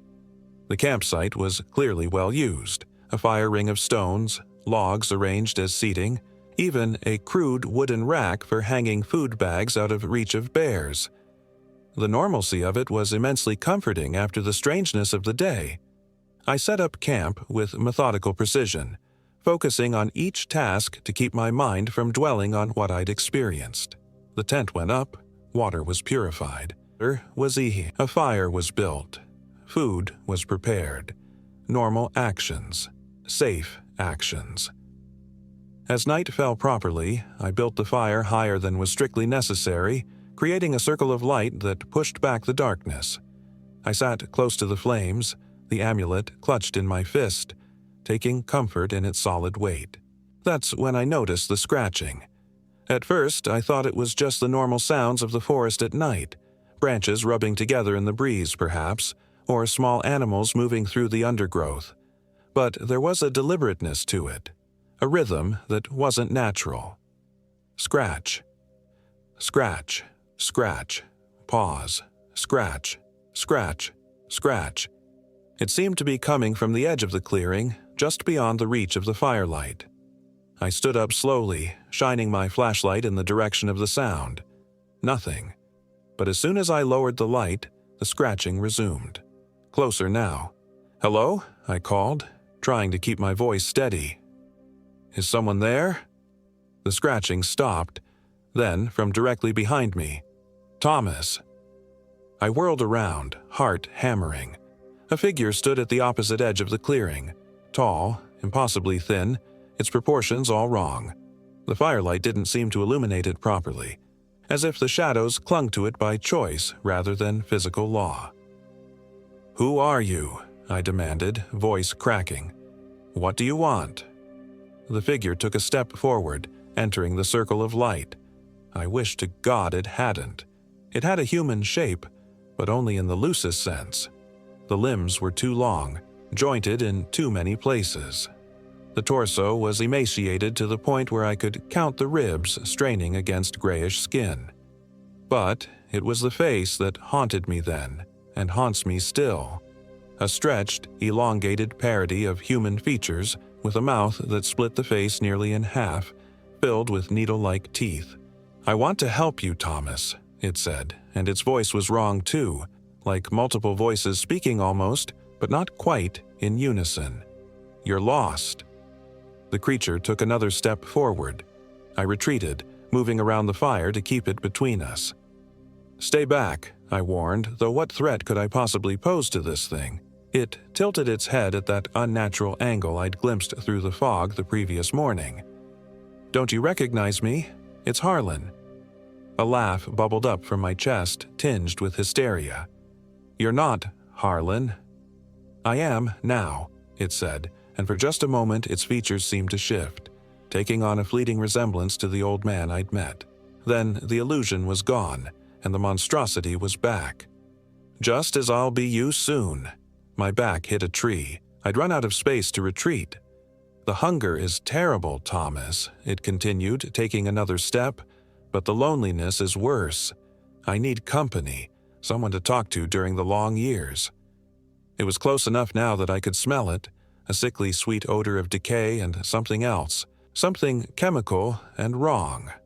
Its limbs seemed to elongate as it reached for me, fingers extending like pale worms. "The amulet," it hissed, noticing the stone I still clutched in my fist. "Give it to me." Instinctively, I raised the amulet. The creature flinched back, its face contorting in what might have been pain. "Where did you get that?" it demanded, voice rising to a shriek that hurt my ears. "Who gave it to you?" I didn't answer. Instead, I threw the amulet directly at the thing's face. It screamed, a high, piercing sound that no human throat could produce, and recoiled as if struck by something far heavier than a small stone on a leather cord. I ran. Behind me, the screaming continued, changing in pitch and timbre until it sounded like dozens of voices wailing in agony. I didn't look back. I ran blindly through the forest, branches whipping my face, roots catching at my feet. My only thought was to put distance between myself and that thing. I don't know how long I ran. Time seemed to stretch and contract, minutes feeling like hours, yet dawn came too quickly, as if the night had been compressed. I found myself standing on the bank of the Taquamenon River again, miles from where I'd been, with no memory of how I'd gotten there. My pack was gone. My map was gone. I had nothing but the clothes on my back and the knife on my belt. But I was alive. The river was my lifeline. I knew it eventually led to civilization. I followed it downstream, walking through the day and into the night, stopping only when exhaustion forced me to. I ate berries I recognized as safe, drank from the river, and kept moving. On the third day after my encounter at Demon Lake, I stumbled onto a group of day hikers near the lower falls. They took one look at my condition, clothes torn, face scratched, eyes wild with fear and lack of sleep, and called for help. A ranger brought me back to the station, where I told a sanitized version of events. I'd gotten lost, I said. My equipment had been stolen by an animal while I slept, probably a bear. They believed me, or pretended to. Why wouldn't they? The alternative was too fantastic.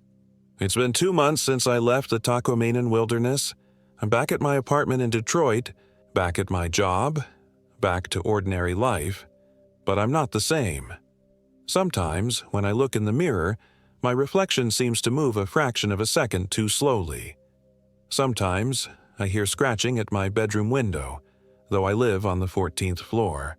And sometimes, in my dreams, I see the creature that called itself Harlan standing at the foot of my bed, watching me with patient, hungry eyes. I wake from these dreams clutching at my chest, searching for an amulet that isn't there. And I wonder, with growing dread, if I ever truly escaped the tangle at all, or if it somehow came back with me, waiting for the moment when my guard drops and the hunger becomes too much to bear. Because the loneliness is worse, so much worse.